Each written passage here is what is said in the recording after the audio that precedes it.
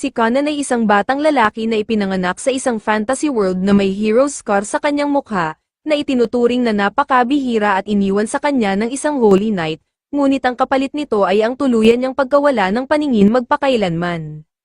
Hindi kailanman nalaman ni Conan kung ano ang pakiramdam ng makakita, at madalas niyang tanungin ang kanyang mga magulang kung ano ba ang siyang, kung saan sinasagot siya ng kanyang ama na ang siyang ay ang kakayahang makadama at makakita ng mga kulay at ng lahat ng magagandang bagay na nilikha ng Diyos sa mundong ito, at isa itong napakahalagang bagay lalo na kung gusto mong makahanap ng malalaking goth bodies. Ang kanyang ina naman ay nagsasabi na ang pagkawala ng kanyang mga mata ay wala lang kumpara sa hero scar na kanyang natanggap at sinasabi niyang maliit na kapalit lamang iyon. Madalas marinig ni Conan ang mga kasambahay sa kanilang bahay na naaawa sa kanya dahil siya ay bulag, na labis namang ikinaiinis ni Conan dahil ang gusto lang niya ay tratuhin bilang isang normal na batang kaedad niya. Kalaunan ay binigyan din siya ng magic instructor, na hindi niya lubos na ikinatuwa dahil hindi niya maintindihan kung ano ang silbi ng magic sa isang taong hindi naman nakakakita. Isang kasambahay ang gumabay sa kanya patungo sa silid kung saan naghihintay ang kanyang bagong magic tutor, at tinanong ni Conan ang kasambahay kung ano ang silbi ng pag-aaral ng magic kung hindi man lang siya makalakad mag-isa at palaging kailangan ng umaakay sa kanya. Naiintindihan ng kasambahay ang kanyang pagkadismaya at sinabi sa kanya na siya ay ipinanganak na may watercrest sa kanyang noo, na nangangahulugang mayroon siyang napakalakas na magical affinity, lalo na sa water magic, at kung matutunan niya ito ay makakagawa siya ng mga kamanghamanghang bagay para sa mundo at para sa kanyang sarili. Hindi talaga sang-ayon si Conan sa sinabi nito ngunit pinili niyang huwag makipagtalo habang binubuksan ng kasambahay ang pinto kung saan naghihintay ang kanyang bagong tutor na si Jen, at ang blue-haired nerd body ay mainit siyang binati at nagpakilala bago nila simulan ang kanilang unang lesson. Lumabas na napakadali ng lesson para kay Conan, na agad nagawang basahin ng kanyang staff gamit lamang ang isang simpleng spell, kaya pinuri siya ni Jen dahil sa kanyang talento. Habang tinanong naman ni Conan kung ano ba talaga ang ginawa niya gamit ang magic. Ipinaliwanag ni Jen na gumamit lamang siya ng isang basic magic spell na lumikha ng isang blob ng tubig na kasing laki ng eyeball, at dito biglang may naisip si Conan kaya hinawakan niya ang kanyang mga mata, na ikinagulat ni Jen dahil inakala niyang isa siya sa mga woke snowflakes na hindi marunong tumanggap ng biro at madaling ma-offend, ngunit bigla niyang sinabi na kung kaya niyang lumikha ng water blobs na kasing laki ng eyeball, kaya rin niyang gumawa ng sarili niyang mga mata. Kung paano niya pinagdugtong ang dalawang ideyang iyon ay isang misteryo, pero anime logic na raw iyon. Lumipas ang ilang oras at si Conan ay hindi na kasing emo tulad ng dati at nagsimula ng mag-enjoy sa paghipo at pagdama ng iba't ibang bagay, pati na rin sa pagkamausisa sa iba't ibang klase ng pagkain at amoy sa loob ng silid. Nagsimula siyang kumain ng lettuce kahit hindi niya alam kung ano ang kanyang inunguya. Ngunit masayang ipinaliwanag ng kasambahay sa kanya ang lahat tungkol dito at sinabi pa nitong mas naging masaya siya ngayon dahil mas rewarding na raw ang paggawa ng pagkain kaysa dati. Pinahid pa niya ang ilang blueberries sa mukha ni Conan habang sinusubukan nitong unawain ang kahulugan ng bawat sensasyon, ngunit maya-maya ay dumating na ang kanyang tutor kaya napilitan siyang umalis. Ang kanyang tutor na si Flora ay isang total mommy at tinanong siya kung ano ang gusto niyang pag-aralan ngayong araw, kung saan sumagot si Conan na nais niyang magbasa ng kasaysayan at alamin ang kwento ng Holy Knight na si Hugh. Medyo nagulat si Flora dahil ang mismong dahilan kung bakit siya nabulag ay dahil sa Holy Knight na iyon, ngunit binigyan siya ng go-ahead ng kasambahay, kaya humarap si Flora kay Conan at sinabi sa kanya na ipaalam agad kung siya ay makaramdam ng sobrang bigat o hindi komportable sa anumang bahagi ng lesson. Sinabi naman ni Conan na huwag mag-alala dahil nais niyang matutunan ang lahat ng kaya niyang matutunan, at di nagtagal ay natutunan niya ang kasaysayan ng sarili niyang mundo at kung paano nagkaroon ng matinding digmaan sa pagitan ng mga demonyo at mga tao na noon ay lubhang dehado ang sangkatauhan, hanggang sa wakas ay may isang hero mula sa panig ng mga tao na lumitaw na si Hugh the Holy Knight, na nagwakas sa paniniil ng Demon King at muling nagdala ng kapayapaan sa mundo. Ngunit isinumpa si Hugh ng Demon King. At mula noon, sa bawat henerasyon ng kanyang bloodline ay may mga ipinapanganak na may kulang sa kanilang katawan, ang ilan ay walang paa, ang iba ay walang ngipin, at ang ilan naman ay ipinapanganak na walang mga mata. Simula noong araw na iyon, tinatawag ng mga tao ang mga may kapansanan mula sa kanyang bloodline bilang mga reincarnation ng hero mismo, dahil taglay nila ang hero scar, Ngunit hindi sang-ayon si Conan sa ideolohiyang ito dahil naniniwala siya ay higit pa sa isang reincarnation lamang ni Hugh. Siya ay isang sariling tao at ang mga magical abilities na mayroon siya ay kanya mismo at hindi basta hiniram mula sa isang hero na matagal nang patay. Araw-araw niyang pinapraktis ang kanyang magic at patuloy siyang gumagaling, umaasang balang araw ay makakalikha siya ng sarili niyang set ng mga mata na ipinag-gate sa kanya, ngunit may kapalit ang lahat ng ito dahil ang sobrang pag-eensayo ay labis na kumakain ng kanyang mana at stamina, hanggang sa bumagsak siya sa lupa at buhatin na lamang ng kanyang kasambahay pabalik sa loob ng bahay. Bumangon siya na puno ng inis dahil sa ganitong bilis, aabutin siya ng napakatagal bago makuha ang sarili niyang mga mata kung hindi niya mapapataas ang kanyang stamina. Ngunit sinabi ng kasambahay na 7 taong gulang pa lamang siya at kailangan muna niyang palakasin ang kanyang katawan kung gusto niyang maging mas malakas. Sumagot si Conan na kailangan nilang humanap ng ibang paraan dahil nawawalan na siya ng malay kahit sa paggamit lamang ng pinaka-basic na spells, na hindi na dapat mangyari, kaya iminungkahi ng kanyang kasambahay na si Aiko na baka pwede siyang isuot sa gear tulad ni Sam Salt at samahan ng sword training upang maging sapat ang lakas niya para makapag-cast ng maraming magic spells.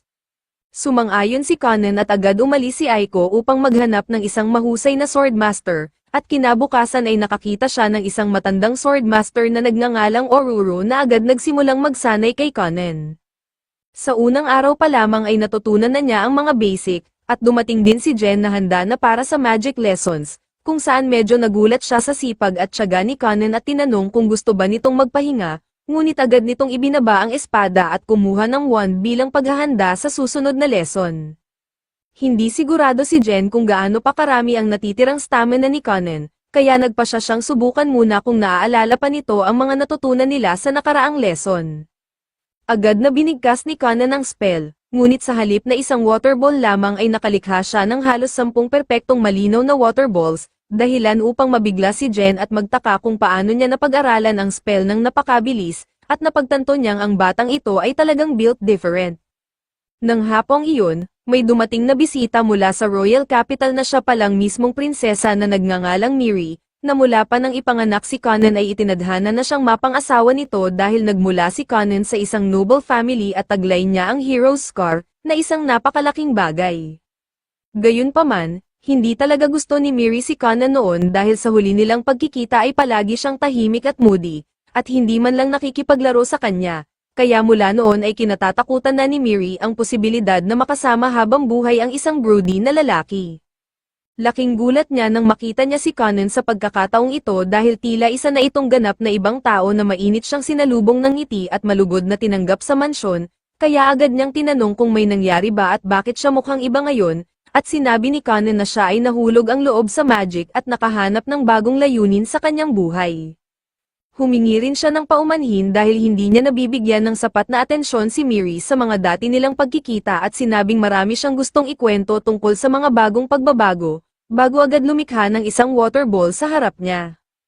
Namangha at natuwa si Miri, ngunit mas lalo pa siyang pinabilib ni Conan nang lumikha siya ng isang rainbow gamit ang water ball, na talagang naging hit, at pagkatapos ay hinawakan niya ang kamay ni Miri at ipinasyal siya sa hardin habang nagbabahaginan sila ng mga kwento tungkol sa kanilang buhay.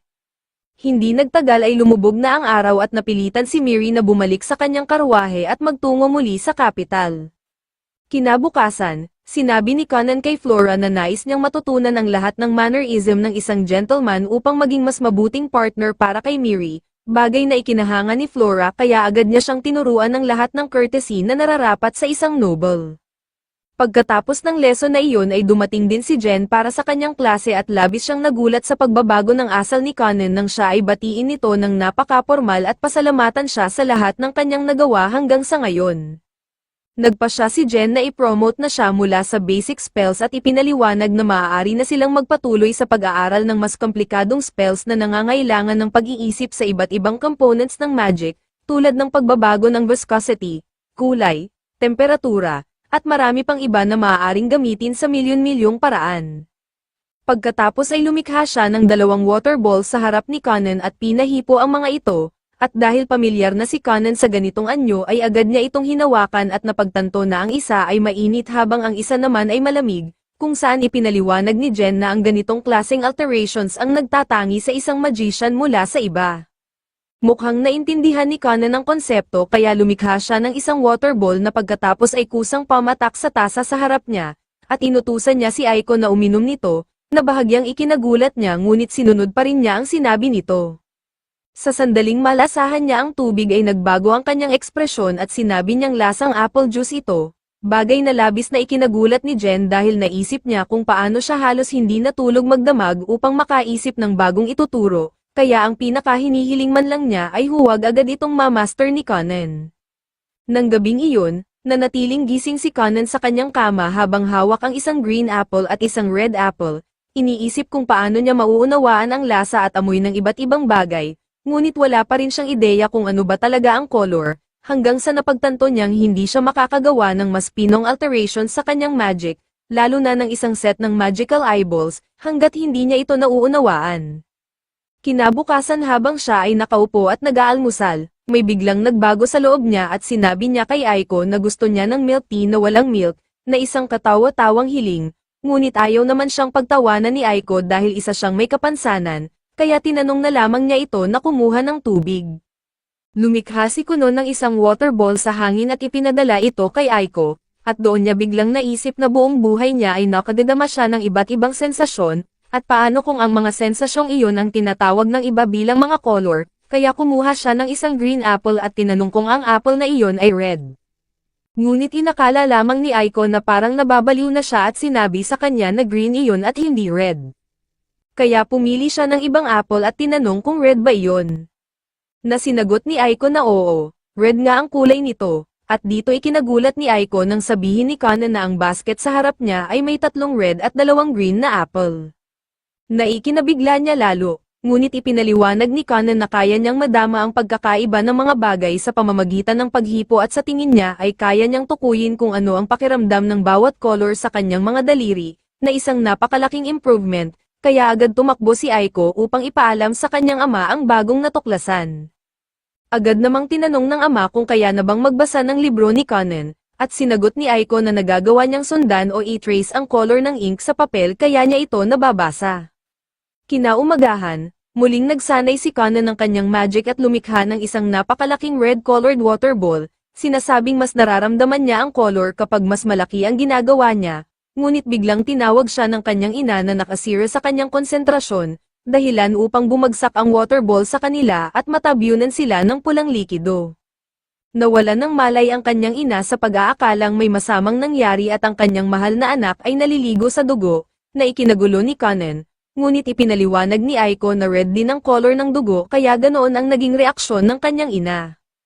Habang nangyayari ang lahat ng ito, pinagmamasdan sila ni Jen mula sa malayo at iniisip na ang mga nagagawa ni Conan ay lampas sa anumang kanyang nakita noon, at nagtataka siya kung may kakayahan ba ang batang ito na makamit ang pinaka-pinapangarap na titulo sa mundo at maging isang Cerulean Wizard. Makalipas ang ilang araw, nagsimula ng pag-aralan ni Conan ang hydromancy. Sinusubukan niyang palawakin ang kanyang kaalaman upang malaman kung saan pa siya mahusay.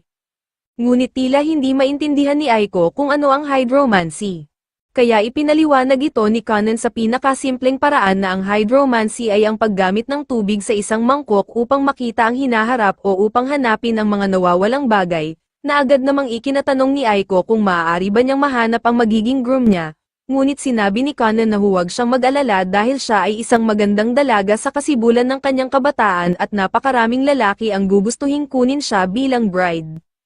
Kung hindi lamang siya isang noble na itinadhana ng mapang-asawa ng royal princess, sinabi ni Conan na kukunin din sana niya si Aiko bilang bride, at sabay silang nagtawanan ng ipaalala ni Aiko na 10 taon ang tanda niya rito, ngunit sagot ni Conan na para sa kanya ay numero lamang ang edad.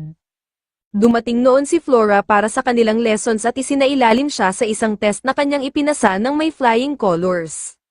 Dahil ang lahat ng kanyang sagot ay napaka-in-depth, politically correct, at walang kahit ano na maaaring magpa-cancel sa kanya sa Instagram, kaya napaisip si Flora na naituro na niya halos lahat ng kaya niyang ituro sa antas na iyon at medyo nabahala sa ideyang baka masyado niyang natutuhan si Conan kung paano makipag-usap at makisama. Lalo na't sinusubukan na nitong makipag-flirt sa bawat babaeng nakakasalamuhan niya.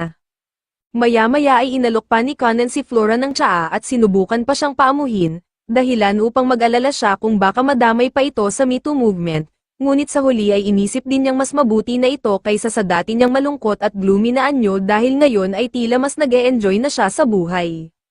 Kinagabihan, sinabi ni Aiko kay Conan na kailangan na nilang maghanda dahil nais siyang makausap ng kanyang Lord Father at ipinatawag siya sa mansyon nito, kaya agad siyang naghanda at sabay silang lumabas sa malamig na gabi habang may hawak na sulo si Aiko at nagrereklamo sa lamig. Nagpasya si Conan na may gawin tungkol dito at gumamit ng magic upang lumikha ng dalawang malalaking blobs ng tubig, ngunit ikinagulat ni Aiko nang mapansing mainit at malambot ang tubig, kaya idiniin niya ito sa kanyang mukha at sinabing gusto niyang matulog sa isang kama na gawa nito, na sinagot naman ni Conan na prototype pa lamang iyon at marami pa siyang produktong binabalak gawin. Tinanong niya rin ng tapat si Aiko kung may nagawa ba siyang mali nitong mga nakaraang araw at kung ipinatawag ba siya ng kanyang ama dahil galit ito sa kanya, habang naaalala niya ang pangyayaring lumikha siya ng red water ball na naging sanhi ng pagkahimatay ng kanyang ina at pagkagalit ng kanyang ama, ngunit tiniyak ni Aiko na wala siyang dapat ipag-alala dahil ginagawa niya ang lahat ng tama kaya walang dahilan para magalit ang kanyang ama. Hindi nagtagal ay nakarating sila sa mansyon at agad na pumasok upang magpainit, kung saan sinalubong siya ng house butler at ng kanyang nakatatandang kapatid. Tuwang-tuwa si Conan na makita ang kanyang nakatatandang kapatid dahil bihira lamang silang magkita. Ngunit sinabi ng kapatid niya na wala silang masyadong oras dahil hinihintay na sila ng kanilang mga magulang sa solar, kaya siya ang nanguna sa pag-akay patungo roon at tinanong si Conan kung gusto ba nitong hawakan ang kanyang kamay bilang gabay. Ngunit sinabi ni Conan na huwag na mag-alala dahil mas mahusay na niyang nararamdaman ngayon ang kanyang paligid at hindi na siya mahihirapang magmaniobra. Naalala ng kanyang kapatid ang mga panahong palagi lamang nasa emo state si Conan at kailangan niya itong akayin kahit sa loob mismo ng bahay, kaya labis siyang nagulat sa laki ng ipinagbago ni Conan sa napakaikling panahon at taimtim siyang humiling ng mabuti para rito. Hindi nagtagal ay kumatok sila sa solar at pumasok, kung saan sinabi ng kanyang ama na ayon kay Miss Flora, na ituro na nito ang lahat ng maaari niyang ituro sa isang batang noble at para sa susunod na antas ng edukasyon ay kinakailangan na ang isang formal school. Sumagot si Conan na ayaw talaga niyang pumasok sa paaralan dahil ayaw niyang magdulot ng problema sa kanyang mga kaklase o guro dahil sa kanyang disability, at bukod pa rito ay may sarili na siyang mga plano at desidido na siya sa landas na nais niyang tahakin na tiyak na hindi kasama ang pag-aaral sa isang school. Tumawa ang kanyang ama at sinabing pareho rin ang tingin niya na ang formal education ay para sa mga normies, ngunit dahil mandatory ito ayon sa batas para sa sinumang may dugong noble, napilitan siyang humingi ng pabor sa hari upang makagawa ng exception para kay Conan. Sumagot si Conan na naamoy na niya ang nepotism, kaya sinabihan siya ng kanyang ama na tumahimik na lang at tanggapin ang ibinibigay sa kanya nang hindi masyadong nagiging woke. Pagkatapos nito ay dumiretso na si Conan sa tunay niyang pakay at nagtanong tungkol sa kanyang pocket money.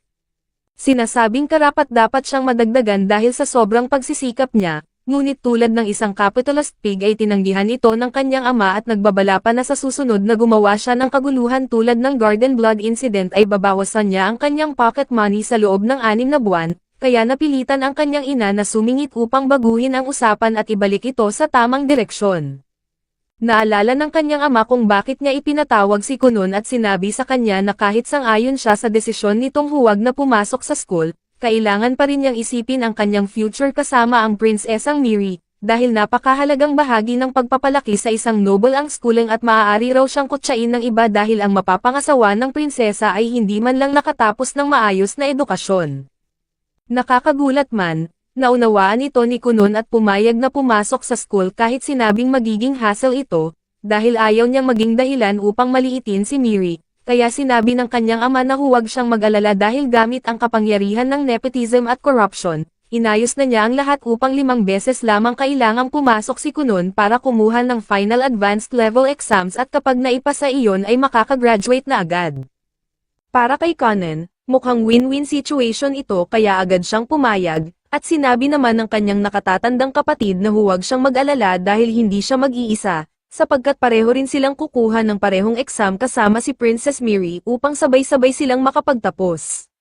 Labis na natuwa ang kanyang ina sa balitang papasok na sa school ang kanyang anak at agad niyang ipinatawag si Aiko dahil kailangan nilang kumuha ng maraming sukat para sa kanyang coat at iba pang kasuotan. Bago pa sila tuluyang umalis, Ipinatawag muli ng kanyang ama ang kanyang nakatatandang kapatid na si Iksho at sinabi na habang nasa school si Conan, maaaring lapitan sila ng ibang nobles na may galit sa kanilang pamilya, kasama na si Princess Miri, at tungkulin itong siguraduhin na walang masamang mangyayari, na agad namang sinagot ni Iksho na huwag mag-alala dahil palagi siyang nasa tabi nila at sisiguraduhin ang kaligtasan ng kanyang nakababatang kapatid.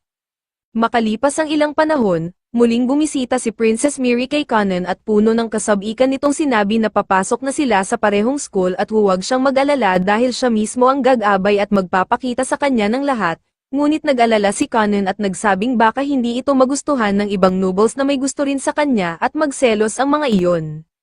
Sinabi naman ni Miri na huwag siyang mag-alala dahil hindi raw iyon mangyayari, kaya pabirong tinanong ni Conan kung hindi ba siya popular sa school at isa lamang loner, ngunit sagot ni Miri na malinaw namang popular siya dahil isa siyang prinsesa at alam niyang may hindi bababa sa 5 lalaking sabik na manligaw sa kanya. Napaisip si Conan na maaaring maging delikado ang mga ganitong sitwasyon. Kaya nagpasya siyang kumuha ng ibang magic staff para sa self-defense. At sa wakas ay dumating ang araw ng pag-alis kung saan naghanda siya kasama si Iksho, ngunit napunta sa kanya ang lahat ng atensyon dahil napakaganda ng dating niya suot ang kanyang bagong cape at may hawak na bagong cane, kaya nag-pose pa siya ng ilang beses bago sumakay sa carriage at ginamit ang kanyang water magic upang balutan ng manipis na layer ng tubig ang mga gulong ng karwahe para maging mas stable at hindi masyadong maalog.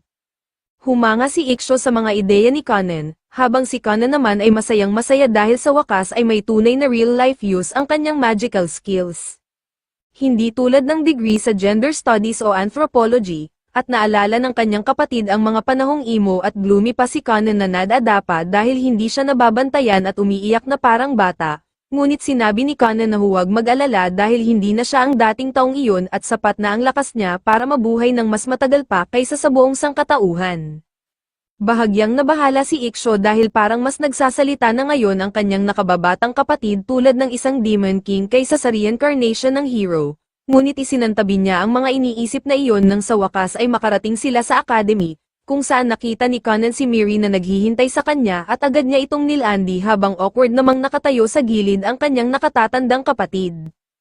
Hindi nagtagal ay bahagyang na-overwhelm si Conan sa dami ng bagong sitwasyon dahil naririnig niya ang libo-libong boses at nararamdaman ang presensya ng daan-daang estudyante sa loob ng paaralan, at naisip niya kung paano tiyak na uurong ang dati niyang sarili sa ganitong kalagayan, ngunit dahil sa magic ay nagkaroon siya ng kumpiyansang kailangan niya kaya hinawakan niya ang kamay ni Miri at sabay silang pumasok sa academy.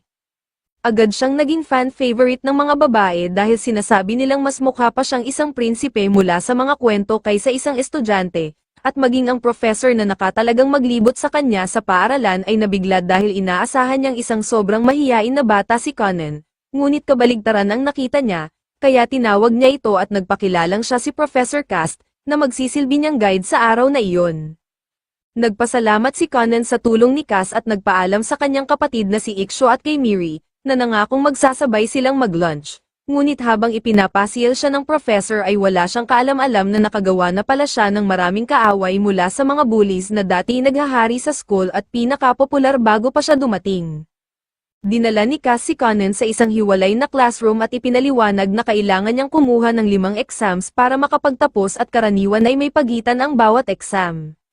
Ngunit dahil may direktang utos mula sa kanyang ama at mismong sa hari na pagsabay-sabayin ang mga ito, seryosong sinabi ni Conan na mukhang besties ang hari at ang kanyang ama at malinaw na kaso ito ng nepotism na hindi niya sinusuportahan, kaya nakiusap si Cass na huwag siyang idamay sa kahit anong political mess at iwasan siyang isama sa woke activism, bago niya ibigay ang question paper at sabihing may 2 oras siya para tapusin ang exam.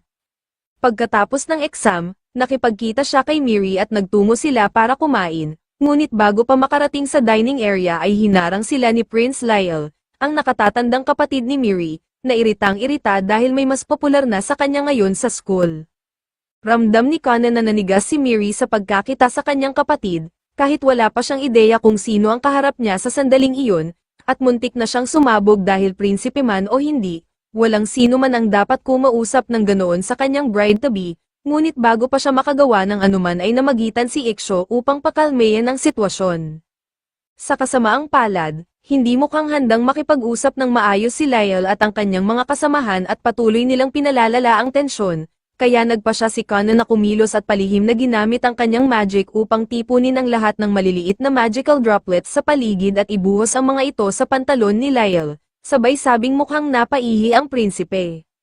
Galit na galit si Lyle ngunit labis na napahiya kaya wala siyang nasabi at umalis na lamang upang magpalit, habang sinabihan ni Ixo ang kanyang kapatid na maghinay-hinay dahil hindi kailanman dapat malaman ng iba na siya ang gumawa noon sa isang royal prince, at si Ixo naman ay patuloy na nag-iisip kung ano ang maaaring mangyari ngayon na nakagawa na sila ng alitan sa ika-6 na prinsipe ng kaharian. Ngunit tila wala talagang pakialam si Conan habang nilalantakan niya ang kanyang burger, samantalang taimtim namang nagdarasal si Ixo na sana ay makapasa sila sa mga exam nang wala ng karagdagang aberya. Samantala si Lyle naman ay punong-puno ng galit kay Conan at tahimik nang nagpaplano ng kanyang paghihiganti habang naglalakad siya nang may pananakot sa mga hallway ng school at nanginginig sa takot ang mga estudyante sa tuwing makikita siya. Hindi niya pinatawad kahit ang mga guro, at sinabihan pa niya si Cass na bumalik na lang sa kusina nang pagsabihan siya nito na maging mas tahimik sa hallways. Bumalik naman sa dining hall. Tinanong ni Conan sina Miri at Ixo kung ano ba talaga ang problema ni Lyle at kung bakit hindi man lang nito tinatago ang galit niya, at ipinaliwanag ni Miri na malamang ay ginagawa iyon ni Lyle upang pigilan ang pagtaas ng kanyang status dahil natatakot itong balang araw ay matabyunan siya nito.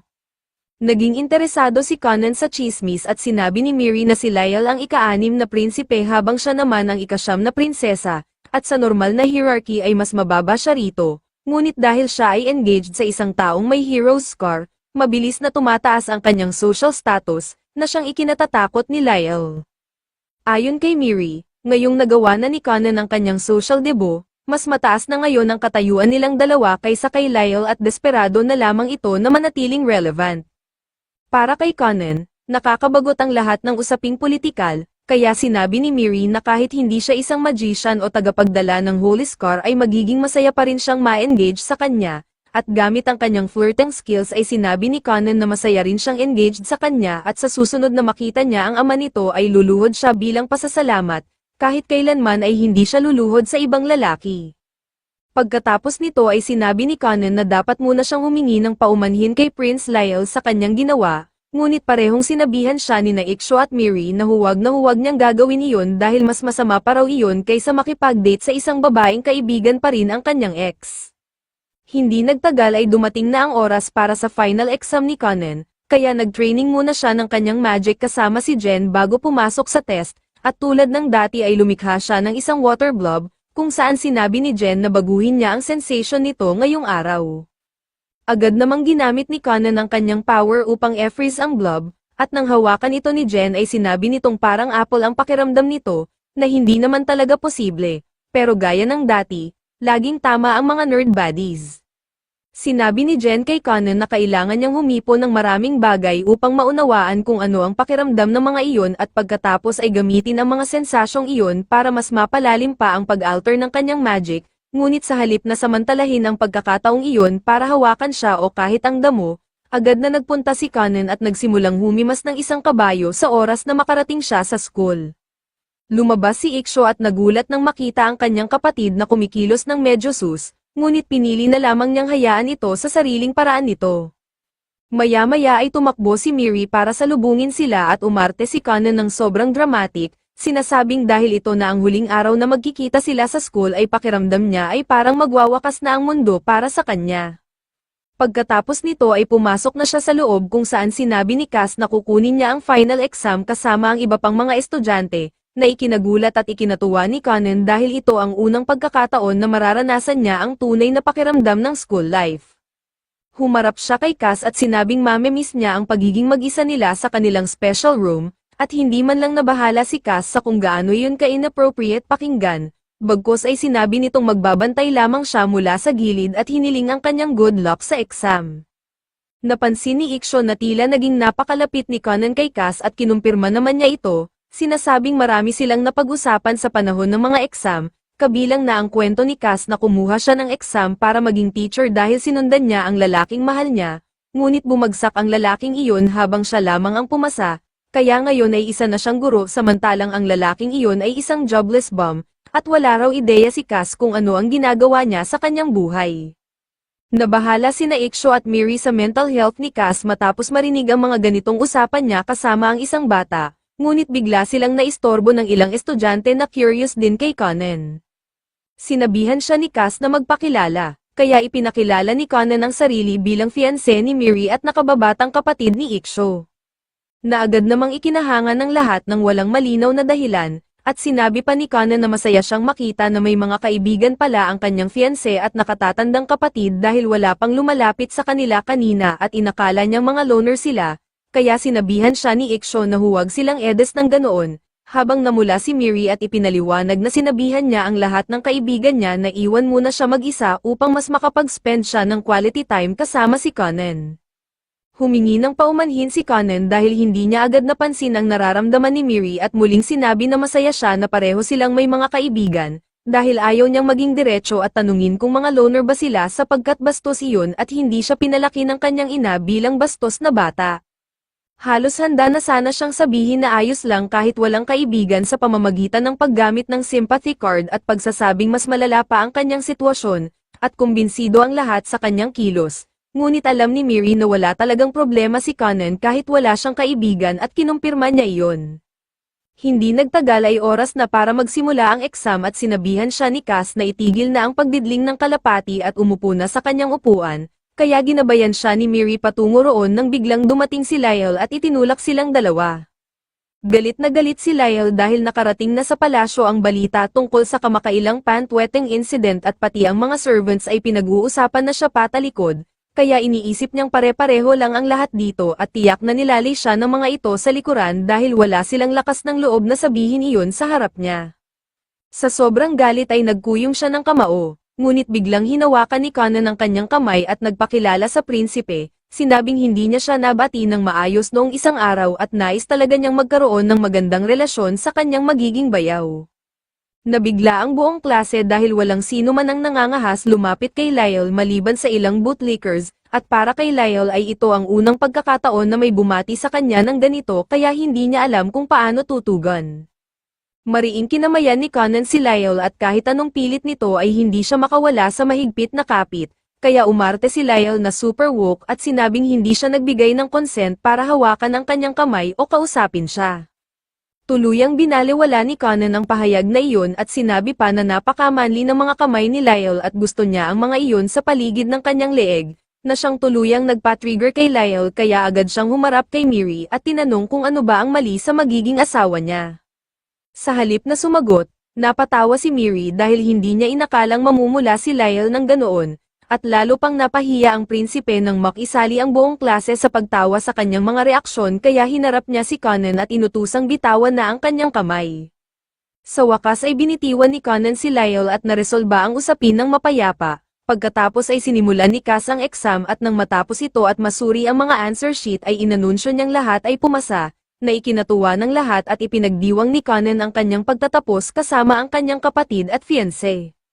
Kinagabihan ay umuwi na siya at nagpaalam sa lahat, at nalungkot ang mga tao sa pamamaalam sa quirky ngunit charming na batang iyon, pati si Lyle ay tila nagbago matapos makilala si Conan.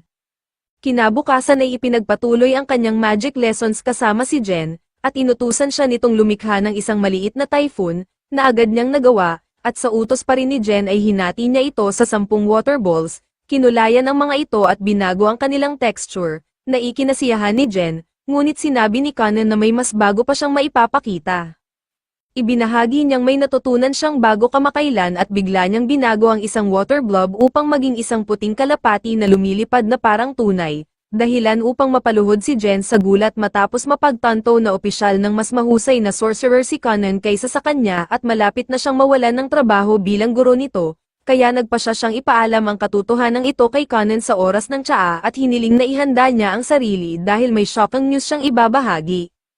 Pinauwi muna ni Conan si Aiko bago pa birong tanungin si Jen kung isa ba siyang diyosa mula sa ibang mundo na dumating upang turuan siya at ngayon ay kailangan ng bumalik sa kanyang divine dimension, na ikinatuwa ni Jen ngunit hindi niya signer Euso, at sa halip ay sinabi niyang wala na talaga siyang maituturo pa dahil mas mahusay na ngayon si Conan kaysa sa kanya. Tumayo si Conan at sinabing ayaw niyang mawala si Jen bilang guro dahil ang maliliit na tricks na inimbento nito upang manatili siyang abala at pahabain ang kanyang employment ang siyang nagpaunawa sa kanya ng magic ng higit pa sa kayang ituro ng kahit anong normal na klase, at higit sa lahat ay lubos siyang nagpapasalamat dahil si Jen ang nagbigay inspirasyon sa kanya na subukang lumikha ng mga mata gamit ang magic. Desperado siyang manatili si Jen bilang kanyang teacher at nag-alok pa siyang taasan ang sahod nito. Ngunit naging tapat si Jen at inamin na sobra pa nga ang ibinabayad sa kanya noon at ngayon ay wala na talaga siyang trabaho, kaya sinabi niyang mas nararapat para kay Conan na humanap ng guro na mas mahusay pa kaysa sa kanya para sa mas mataas na pag-aaral, ngunit mariing tumanggi si Conan. Sinabi ni Conan na napakalaki ng naging paglago niya dahil sa maliliit na tricks ni Jen at hinihiling pa niyang ipagpatuloy nito ang panlilinlang sa kanya. At sa sandaling sinabi niya iyon ay biglang may lumitaw na mga hayop na gawa sa tubig mula sa iba't ibang direksyon at nagsimulang yamakap kay Jen, na lalo lamang nagpatibay sa kanyang paniniwala na tapos na ang kanyang papel sa buhay ni Conan, kaya tuluyan na siyang umalis sa bahay nito at nagpa siyang magsikap upang maging mas mahusay na sorcerer matapos ma-inspire sa sipag at dedikasyon ng kanyang estudyante. Hindi nagtagal ay sinabi ni Aiko kay Conan na pati si Flora ay nag-resign na rin sa kanyang trabaho dahil tapos na ang curriculum at nakapagtapos na si Conan, at hindi na raw ito nagpaalam dahil masyado siyang magiging emosyonal, kaya nagpa siya si Conan na sumulat na lamang ng isang thank you letter para sa kanya. Biro naman ni Aiko na isama niya sa sulat ang tanong kung may gwapo bang servant sa mansyon ni Flora na lampas-6 na talampakan ang tangkad dahil naghahanap siya ng groom. Kaya tinanong ni Conan si Aiko kung talagang balak na ba nitong mag-resign at magpakasal, na kinumpirma naman ni Aiko dahil pakiramdam niya ay kaya na ni Conan ang alagaan ang sarili niya at panahon na raw para sa kanya na mag-asawa dahil hindi na raw maganda ang dating pool pagkatapos nito. Sa hapunan, sinabi ni Conan sa kanyang mga magulang na lahat ng kanyang guro ay umalis na at iminungkahi ni Jen na humanap siya ng isang extraordinary magician na magtuturo sa kanya, kung saan sinabi ni Iksho na sikat kamakailan ang royal sorcerer na si Zo at mapapatunayan iyon ng kanilang ina. Hiniling ni Conan sa kanyang ama na italaga si Zo bilang kanyang teacher, ngunit ipinaliwanag ng ama na hindi ganoon kadali ang mga bagay at hindi niya basta-basta maaaring ipatawag ang royal sorcerer upang magturo, kaya tinanong ni Conan kung ano pa ang silbi ng pagiging best friend ng hari kung hindi man lang niya magawa iyon. Ipinaliwanag ng kanyang ama na ang hari lamang at ang mga taong direktang binigyan ng autorisasyon nito ang maaaring makipagkita sa mga royal sorcerers. Nabihirang umalis sa kastilyo at hindi nakikipagkita sa mga commoners, at dito naunawaan ni Conan ang kanyang sitwasyon ngunit may handa na siyang solusyon dahil sinabi niyang sasama siya sa kanyang ama sa susunod na pagpunta nito sa Royal Palace upang kausapin ang hari at doon siya magpapanggap na naligaw, hanggang sa matagpuan siya ng mga royal sorcerers at dahil sa plot armor ay tuluyan siyang tanggapin bilang kanilang estudyante. Sinabihan ng ama ni Conan ang kanyang anak na tigilan na ang panonood ng sobrang anime at K-drama dahil hindi ganoon gumagana ang mga bagay sa totoong buhay, at sinabi niyang walang kasiguraduhan ang plano nito na magtatagumpay, ngunit kumpiyansa si Conan na makukuha niya ang gusto niya. Humingi siya ng tulong sa kanyang ina at dahil paborito siya nito ay nakiusap ito sa kanyang ama na gumawa ng paraan, at dahil sunod sa niya ng ama sa kanyang asawa ay pumayag itong kausapin ang hari tungkol sa usapin kahit wala siyang gaanong pag-asang magtatagumpay ang plano. Makalipas ang ilang araw, may isang master sorcerer na nakatanggap ng isang file mula sa isa pang high-level sorcerer at nagulat siya nang makita na isang apprentice sorcerer ang nirerekomendang maging estudyante ng royal sorcerer na si Zo. Ngunit ipinaliwanag ng babae na tila napaka-talented ng bata at si Princess Miri ay head over heels na in love sa kanya. Walang pakialam ang master sa usaping iyon at sinimulan niyang basahin ng detalyado ang file ni Conan, at sapat na iyon upang siya ay mainteresa sa bata. Makalipas pa ang ilang araw, sa wakas ay nakatanggap si Conan ng tawag mula sa Royal Palace upang humarap sa Royal Sorcerer, kaya sumakay siya sa carriage kasama ang kanyang ama na halatang masaya sa naging resulta ng lahat.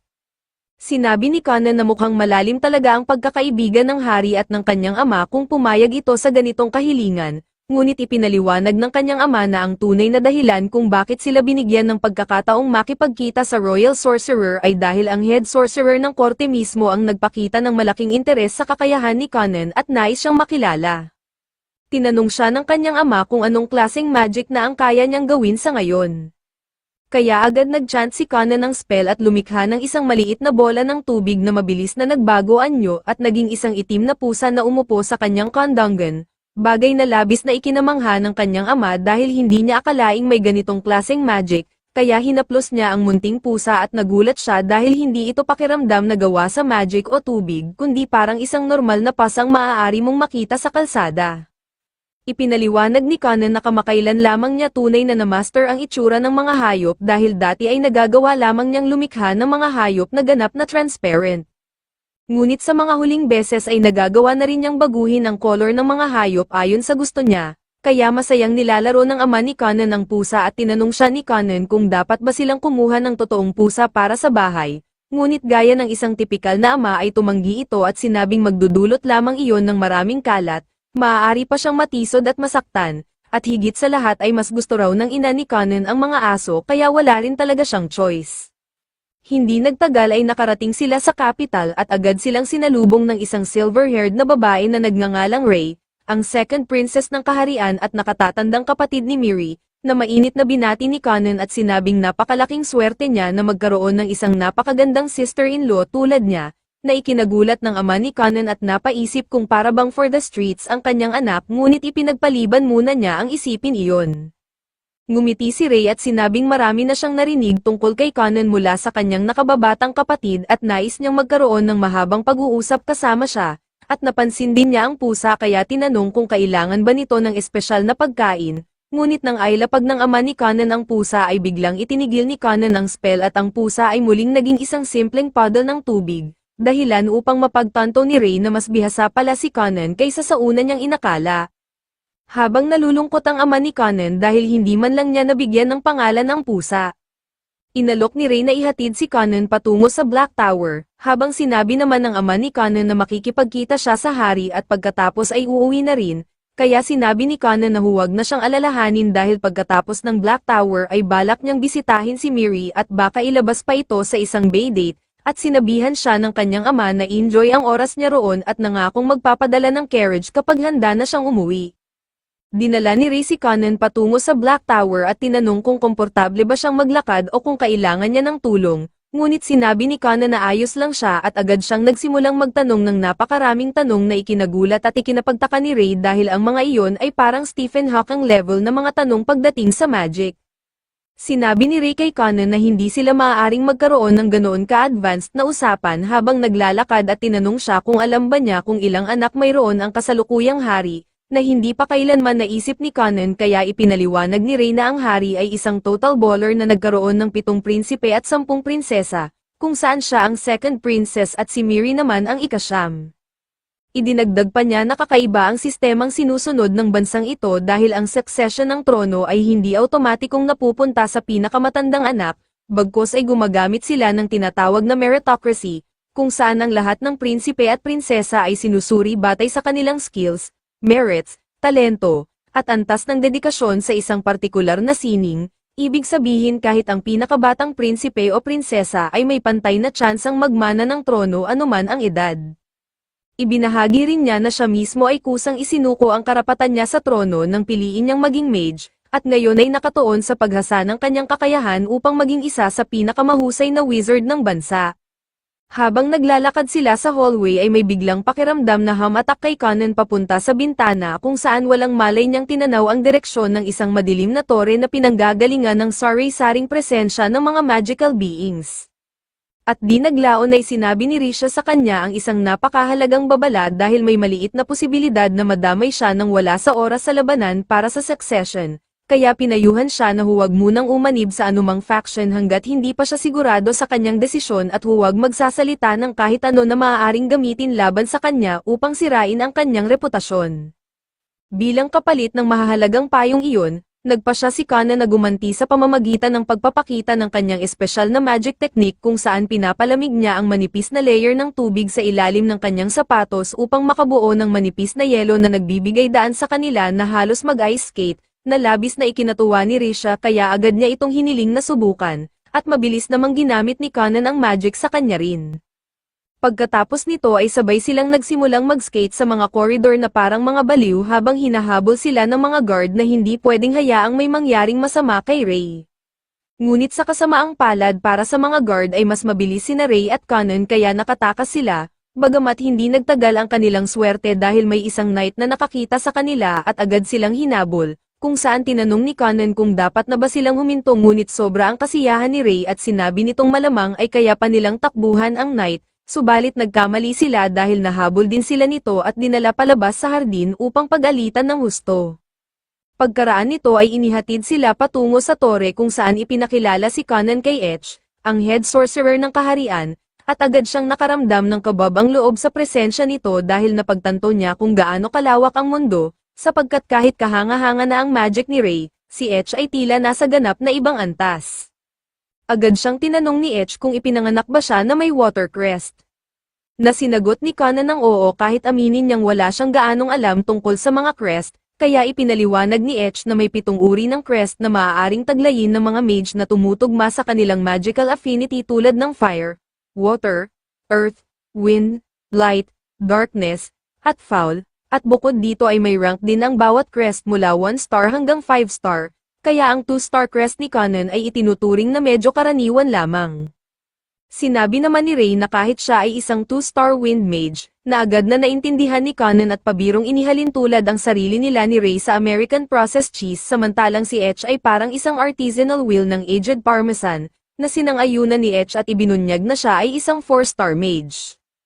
Kaagad pagkatapos nito ay dinala niya silang lahat sa training ground sa ibaba at sinabi kay Conan na susubukin niya muna ng kaunti ang kanyang magical prowess, na bahagyang ikinabahala ni Conan habang iniisip kung nangangahulugan ba ito na handa na siyang kunin bilang estudyante ng isang royal mage kapag naipasa niya ang test, ngunit wala siyang gaanong oras upang pag-isipan iyon ng mabuti. Agad na tinawag ni Etch ang isang mas nakatatandang estudyante na isa ring royal mage at inutusan itong ipakita ang kanyang water magic. Kaya nagchant ang mage at biglang lumitaw sa hangin ang isang hanay ng mga magical water droplets na bumuo ng isang napakagandang pattern. Pagkatapos ay humarap si Etch kay Conan at sinabi sa kanya na sakupin ang magic ng lalaki gamit ang sarili niyang magic, kaya naalala ni Conan ang mga turo ni Jen tungkol sa katotohanang hindi lamang siya kayang lumikha ng tubig kundi kaya rin niyang manipulahin ang tubig na nasa paligid na hanggang ngayon ay hindi kailanman naging problema para sa kanya, ngunit ngayon lamang niya napagtanto na hindi pa niya nasusubukang kontrolin ang tubig na mismong nilikha ng ibang mage. Napagtanto niya na si Etch ay walang kahirap-hirap na nakaisip ng isang pagsubok na hindi man lang pumasok sa isip nila ni Jen, at ngayon ay kailangan niyang harapin ito ng biglaan, kaya nagpasya siyang subukan at agad niyang tinangkang agawin ang kontrol ng tubig mula sa silver-haired mage. Sa una ay inakala niyang magtatagumpay siya, ngunit bigla siyang nahirapan nang magsimulang lumaban ang mga water droplets dahil kayang-kayang panatilihin ng mage ang kontrol sa sarili niyang magic, at dito ay lalong naging interesado si Etch sa kung ano ang susunod na mangyayari. Ngunit hindi basta-basta sumusuko si Conan kaya ibinigay niya ang lahat at ginamit ang buong stamina niya upang maaga ang kontrol, at sa ikinagulat ng lahat ay nagawa ni Conan na maaga ang 2 water balls mula sa isang lubos na bihasa at sanay na mage bago tuluyang itigil ang pagsubok.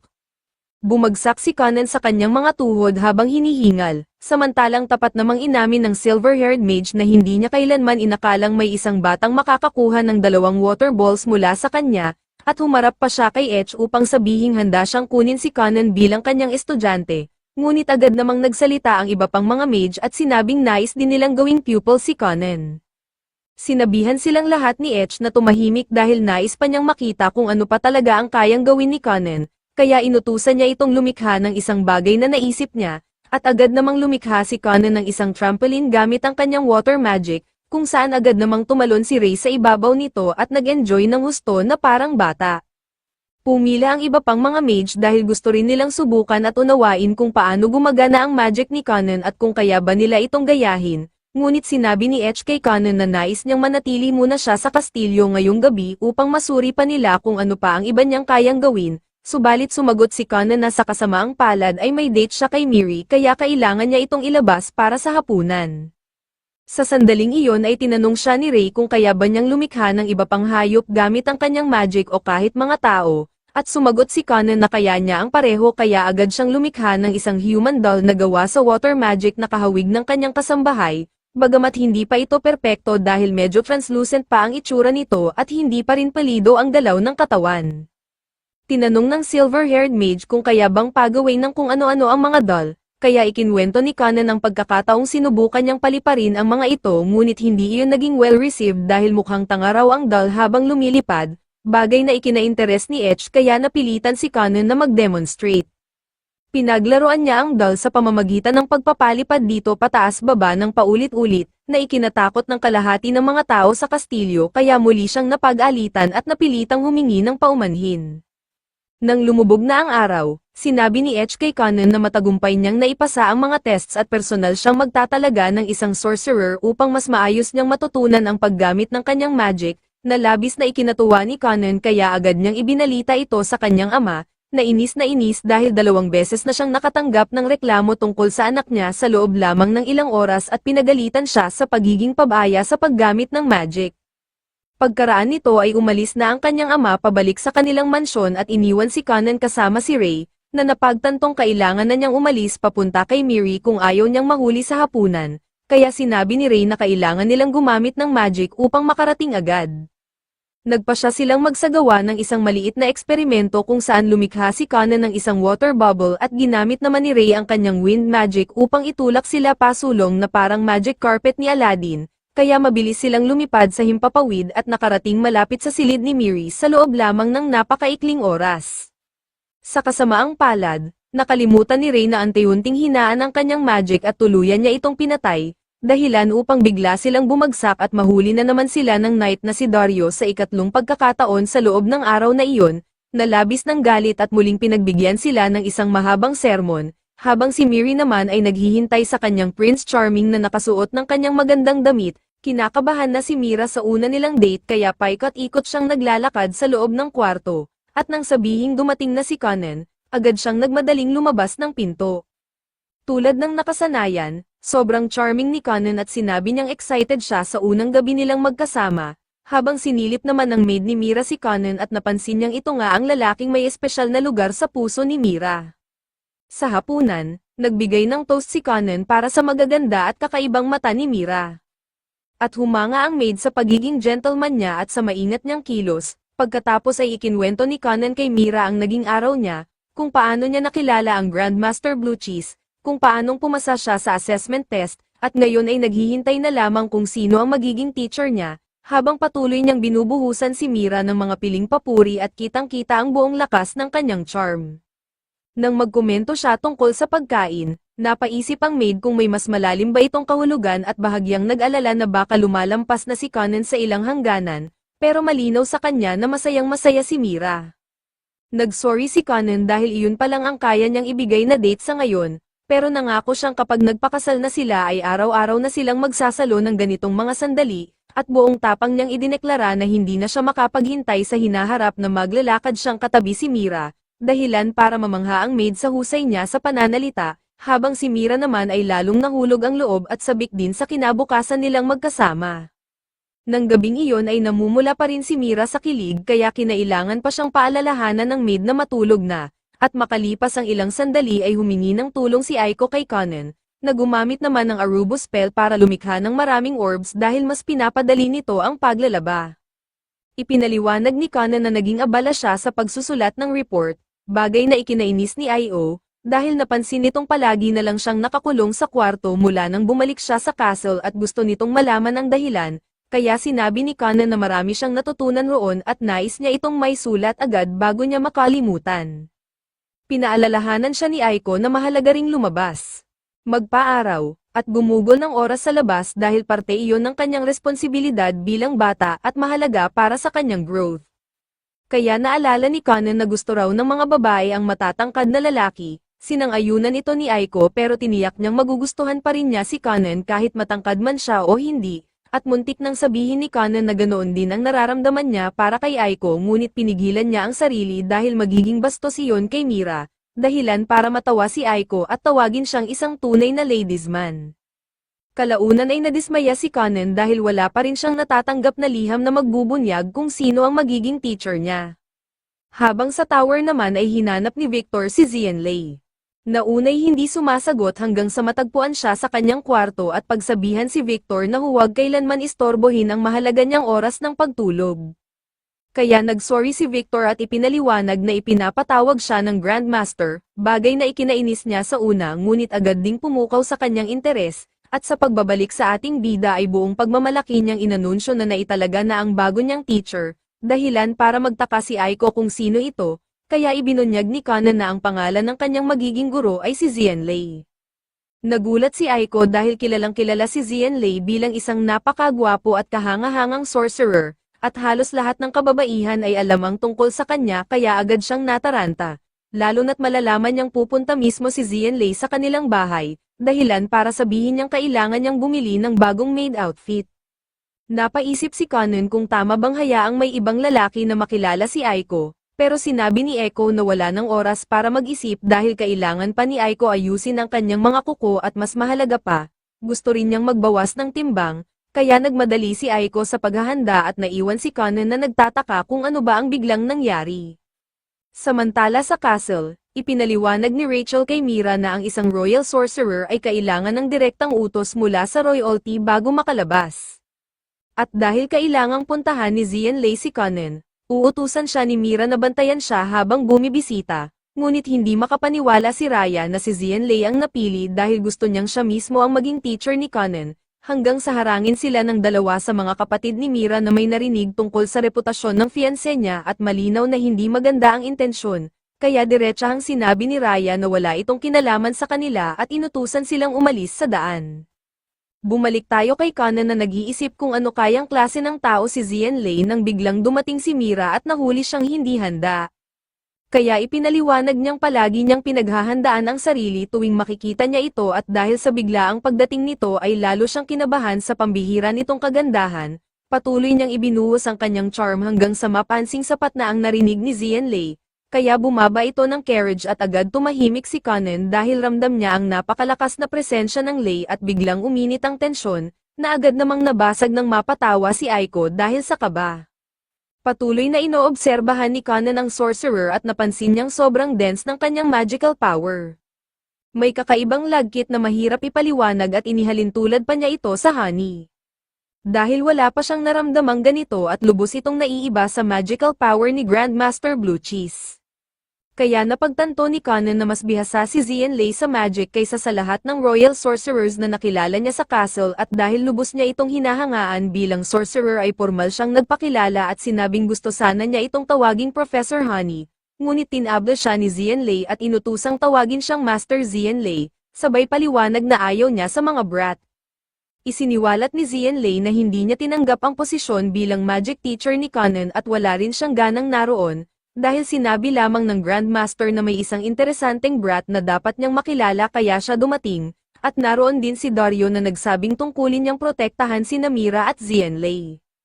Napaisip si Conan kung ganito nga ba si Xianlei tulad ng inilarawan ni Aiko at sinagot naman niya na oo. Habang sinabi ni Conan na hindi niya lubos na naiintindihan kung ano ang ibig sabihin ng cool, pero base sa mga narinig niya ay siguradong kahanga-hanga si Xianlei, dahilan para magalit ito at isipin na kinukutya siya ni Conan, kahit paulit-ulit nitong iginiit na hindi iyon ang intensyon niya, at dahil hindi malaman ni Xianlei kung ano ang iisipin tungkol sa batang ito ay napagdesisyonan na lamang niyang kakaiba talaga si Conan. Inakala ni Conan na dumating lamang si Mira upang ihatid si Xianlei para makilala siya.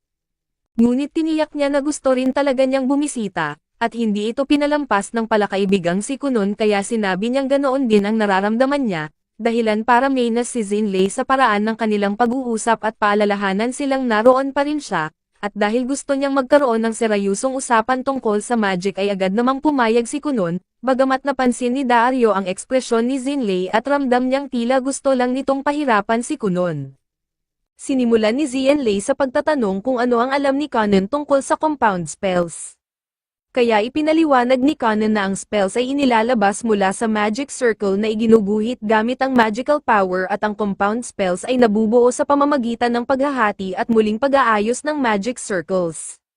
Saka tinanong ni Xianlei kung ilang sections ang kaya niyang kontrolin.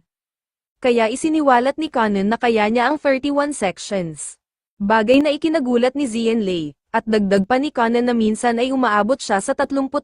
pero pumapalya. Sinabi ni Xianlei na hindi yun masama at ibinunyag niyang kaya naman niya ang 50 sections. Dahilan para mabigla si Conan, ngunit mas interesado si Xianlei kung paano niya nalagpasan ang kilalang mahirap na 20 section hurdle. Kaya ipinaliwanag ni Conan na gumamit siya ng layered crests, at humanga si Xianlei nang malaman na sariling diskarte ni Conan ang nagdala sa kanya roon at gumamit lamang siya ng maraming maliliit na tricks, bagay na hindi inaasahan ni Xianlei ngunit ngayon ay malinaw na sa kanya kung bakit gustong-gusto ng ibang royal sorcerers na maging teacher ni Conan, dahil bihirang-bihira ang isang estudyanteng may ganitong kahusayan at tunay na exceptional na talento. Matapos ang mga tanong ay inutusan ni Xianlei si Conan na ipakita kung ano ang kaya niyang gawin. Ngunit hiniling ni Conan na ipakita muna ni Xianlei kung paano ang 50 sections. Na agad nitong tinanggihan dahil wala raw saysay magturo sa hindi pa kayang gawin iyon at ayaw niyang magsayang ng oras. Kaya sinabi niyang patunayan muna ni Conan ang sarili at humingi ng pagtuturo ng maayos na parang isang teacher's pet, at bagamat sigurado si Mira na hindi papayag si Conan ay nagkamali siya dahil sabik na sabik itong matuto mula sa pinakamahusay na royal sorcerer kaya buong tapang niyang hiniling kay Xianlei na turuan siya at paulit-ulit pa itong nagbigay ng papuri dahil gusto talaga niyang matutunan ang 50 sections. Nang magsawa si Xianlei ay sinabi niyang huwag muna siyang tawaging Master Xianlei dahil hindi pa niya kinikilala si Conan. Ngunit pumayag siyang ipakita kung gaano siya kahusay. At isiniwalat niyang taglay niya ang 3-star Crest of Earth na ginamit niya upang mag-summon ng isang pader. Saka inutusan si Conan na sirain iyon gamit ang magic kung hindi ay aalisin niya siya bilang estudyante. Ngunit bago magsimula ay sinabi ni Xianlei na gusto muna niyang makita ang waterbed na matagal na niyang naririnig. Kaya nilikha ito ni Conan at inanunsyo ni Xianlei na mag-oobserba siya habang nagpapahinga at inutusan si Conan na gawin ang kanyang makakaya. At sa sandaling mahawakan ni Xianlei ang waterbed ay agad siyang nilamon ng matinding ginhawa na parang higaan ng malalambot na balahibo kaya't agad siyang nakatulog, habang hinawakan naman ni Conan ang pader at napansin niyang sobrang tigas nito ngunit kasabay nito ay napakakinis. Pinaka-namumukod-tangi sa lahat ay ang sobrang incredible na density ng magical power ng pader, at sa sandaling iyon ay naalala ni Conan ang mga basic na itinuro sa kanya ni Jenny, na ang magic ay isang crest at ang crest ay nangangahulugang magic circle, kung saan ang caster ay lumilikha ng iba't ibang spells sa pamamagitan ng muling pag-aayos ng iba't ibang magic circles at ang mga magic circles na ito ang nagsisilbing pundasyon ng bawat spell. Ang compound magic naman ay tumutukoy sa bilang ng beses na hinati at muling binuo ang base magic circle at ito ang mismong esensya ng magic dahil ipinapakita ng numerong ito ang level ng magic at ang lawak ng alterations nito. Kaya nang suriin ni Conan ang pader ay napagtanto niyang isa itong kristal ng compound magic na may mahigit 40 sections, isang bagay na tunay na kahanga-hanga at halos hindi niya maisip kung paano nagawang pataasin ng isang tao ang sections ng ganito kataas. Nabigla sina Echo at Mira nang sabihin ni Conan na kailangan nilang mag-usap, dahil nais niyang hintayin munang magising si Xianlei, ngunit nag-alala si Mira at pinaalalahanan siya na babagsak siya kung hindi niya masisira ang pader. Kaya buong kumpiyansa namang sinabi ni Conan na kaya niya itong sirain kahit kailan niya gusto. Makalipas ang ilang sandali ay nagising si Xianlei at sinabihang 2 oras siyang nakatulog. At nang makita niyang nagpapahinga lang si Conan ay inakala niyang sumuko na ito sa pagsira sa pader, ngunit nanatiling kalmado at kumpiyansa si Conan at tinanong siya kung handa na ba siyang makita itong masira, kaya pinayagan siya ni Xianlei at agad ginamit ni Conan ang kanyang Arubo spell, dahilan para mabuo ang maliliit na water orb sa ibabaw ng pader, at agad na pagtanto ni Echo na ito rin ang parehong spell na ginamit ni Conan sa paglalaba. Ipinaliwanag ni Conan na ang pader ay gawa sa lupa na nagiging sobrang marupok kapag sumipsip ito ng tubig lampas sa kaya nitong i-hold, bagay na labis na ikinahanga ni Xianlei, bagamat nagtanong siya kung bakit ginamit ni Conan ang Arubo spell gayong ang specialty nito ay ang Ayori spell, at simple lamang ang sagot ni Conan dahil mas madali raw ito. Muli na namang namangha si Xianlei dahil sa halip na gumamit ng brute force ay tiningnan ni Conan ang pader bilang lupa at pinili lamang itong hugasan palayo. At ipinaliwanag ni Xianlei na may mga spells na mas angkop sa partikular na sitwasyon at subject at tungkulin ng isang sorcerer na makita iyon, kaya tinanggap ito ni Conan bilang papuri at nagtanong kung ibig bang sabihin nito ay tuturuan na siya ni Xianlei, na agad namang nilinaw ni Xianlei na siya ang magdedesisyon at kinumpirma niyang opisyal ng magiging estudyante ni Conan simula sa araw na iyon.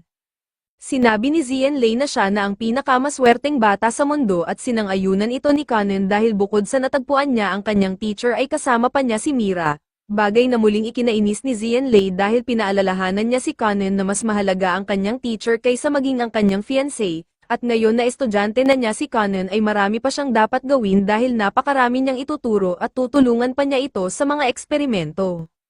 Saka napaisip si Zienlei kung ano ang magiging gagawin ni Mira at nahuli siya sa tanong, kaya ipinaliwanag niya na lalong gagaling si Conan at mabilis na angat sa mundo kaya tiyak na dadagsain siya ng mga babae, isang bagay na hindi rin may kakaila ni Mira dahil malaki na ang inangat ni Conan bilang estudyante ng isang royal sorcerer habang siya naman ay nananatiling isang prinsesa na may mababang katayuan. Lubos na pinanghihinaan ng loob si Mira at alam niyang kung wala siyang gagawin ay walang magiging kinabukasan kung saan magkasama sila ni Kunon, kaya nagsimula siyang manginig sa kaba at agad namang sinabihan ni Kunon si Zienlei na huwag maging masama sa kanya, dahil ramdam ni Kunon na may ugali si Zienlei na maging harsh sa mga babae at siya rin ang tipo ng taong huli na kung mare-realize ang sarili niyang pagkakamali. Biglang binaligtad ni Conan ang sitwasyon nang sabihin niyang ang ganitong uri ng lalaki ay kadalasang masungit sa babaeng gusto niya hanggang sa maaga ito ng iba sa harap mismo ng kanyang mga mata, at doon niya talaga tinamaan si Zienlei, kaya agad nitong sinabi na tama na iyon. Napaisip si Conan kung may nasabi ba siyang mali kay Professor Honey, ngunit agad siyang pinagsabihan ni Zienlei na huwag siyang tatawagin sa ganoong pangalan. At nang gabing iyon ay napaisip si Mira sa mga sinabi ni Zienlei at napagtanto niyang may katotohanan ang mga iyon kaya determinado siyang gumawa ng hakbang. Makalipas ang ilang araw, bumalik sina Zian at Erika sa bahay ni Conan para sa susunod niyang lesson. At sobrang excited si Conan na halos hindi niya mapigilan ang sarili niya.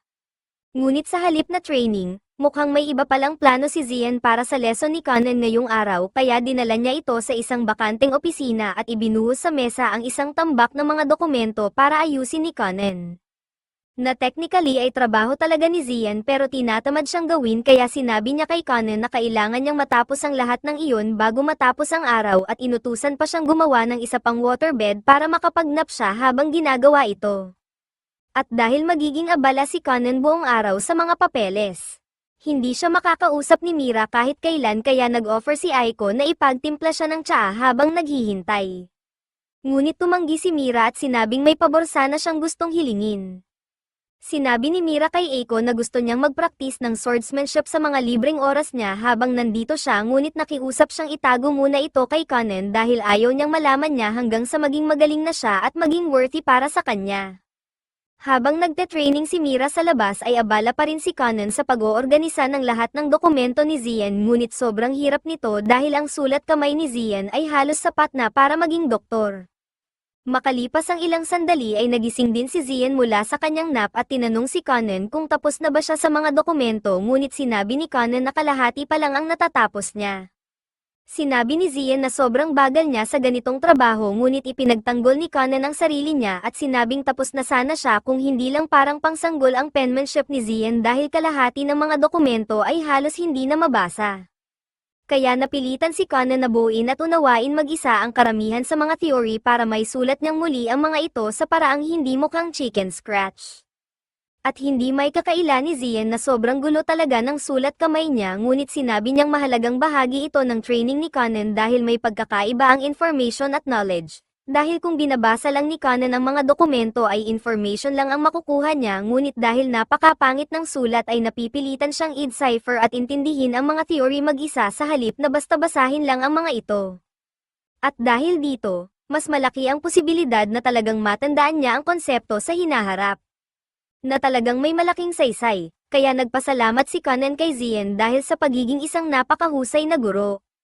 Ngunit sa kabila nito ay malinaw pa ring paraan lang ito ni Zian para ipasa kay Conan ang sarili niyang trabaho. At pagsapit ng pagtatapos ng araw ay oras na para umalis sina Zian at Erika. Subalit may ilan pang tanong si Conan dahil naalala niyang may nakita siyang diagram ng isang spell sa isa sa mga dokumento at gusto niyang malaman kung para saan iyon. Alam ni Zian kung ano ang tinutukoy ni Conan ngunit mas madali raw itong ipakita kaysa ipaliwanag doon mismo kaya sinabi niya kay Conan na pumunta sa Black Tower sa susunod nilang lesson. At makalipas ang ilang araw ay dumating si Conan sa Black Tower kung saan tuwang-tuwa ang lahat ng Royal Sorcerers na makita siyang muli at excited silang masaksihan ulit ang magic ni Conan. Ngunit agad pinutol ni Zian ang kasiyahan at sinabi sa lahat na naroon si Conan para sa kanya kaya kailangan nilang umatras. Pagkatapos ay inutusan niya si Kanan na sumunod sa kanya ngunit nang mapansin ni Naraya at ng iba pa na sinusubukan ni Zian dalhin si Kanan sa sarili nitong kwarto ay agad nila itong pinigilan dahil masyado raw delikado iyon para sa isang bata.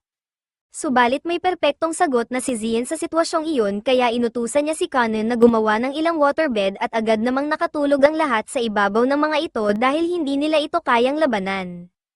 At habang papunta sila sa kwarto ni Zian ay nagsimulang magkwento si Zian kay Kanan tungkol sa magic tools. Mga bagay na gumagana gamit ang magic tulad ng lamp na naroon at kung paano maraming magic engineers ang iniaalay ang kanilang buhay sa paglikha ng magic tools para lutasin ang mga pang-araw-araw na problema. Hanggang sa makarating sila sa opisina ni Zian na puno ng napakaraming research papers tungkol sa mga magic theory na hindi pa kailanman narinig ni Kanan. At sinabi ni Zian na malaya siyang magbasa ng kahit alin doon ngunit ang tunay na dahilan kung bakit niya dinala si Kanan ay para ipakita ang isang magic tool na matagal na niyang ginagawa. Isang device na nagbibigay daan para makakain siya ng mainit na pagkain sa loob ng kanyang kwarto nang hindi na kailangang pumunta sa cafeteria, at bagamat wala siyang naging problema sa paggawa ng mga solid na bahagi ng device ay nahihirapan siyang i-perfect ang mga soft na bahagi nito, at dito ngayon papasok ang tulong ni Kanan. Sinabi ni Zian kay Kanan na tutulungan niya ang development ng magic tool na ito bilang bahagi ng training niya. At mukhang masaya namang tumulong si Kanan, ngunit bigla namang pumasok ang Grandmaster na talagang gustong makausap si Kanan kaya inanyayahan niya itong sumama sa cafeteria para mag-lunch. Subalit walang oras sina Zian at Kanan para magsayang ng oras sa kwentuhan kaya sinabi ni Zian kay Kanan na gumawa na naman ng isa pang waterbed at tulad ng iba ay nakatulog ang Grandmaster sa loob lamang ng ilang segundo. At ngayong naasikaso na iyon ay bumalik sina Kanan at Zian sa pag-uusap tungkol sa magic device kung saan sinabi ni Zian na siya ang bahala sa outer frame ng device gamit ang earth magic habang ang maliliit na internal mechanism naman ay kay Kanan ipauubaya. Makalipas ang ilang sandali at matapos magising ang lahat mula sa kanilang nap ay sabay-sabay silang bumaba sa cafeteria para mag-lunch at nananatili pa rin ang excitement nilang makipag-usap kay Kanan.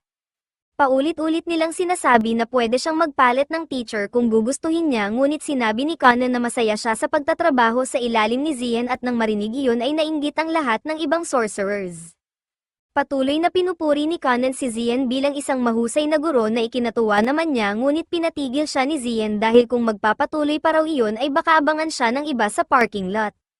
Kaya nagbago ng topic si Kunun at tinanong si Raya kung nasaan si Erika dahil gusto sana niyang makipagtsaa sa kanya bago umalis. Ipinaalam ni Raya na kasalukuyan itong nasa entrance ceremony ng senior school para sa mga nobles kaya hindi niya ito makikita ngayong araw. Alam ni Kunun na papasok si Mira sa mas mataas na edukasyon ngunit hindi niya alam na nagsimula na pala ito.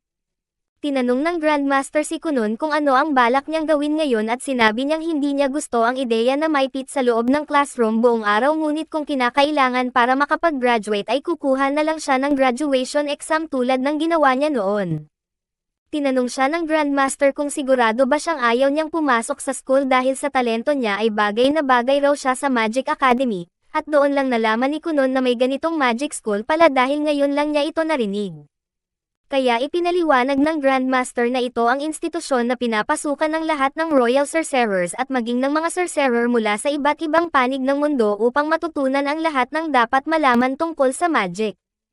At kailangan ay hindi bababa sa 12 taong gulang para makapasok dito kaya hindi pa pwedeng pumasok si Kanan sa loob ng 2 pang taon.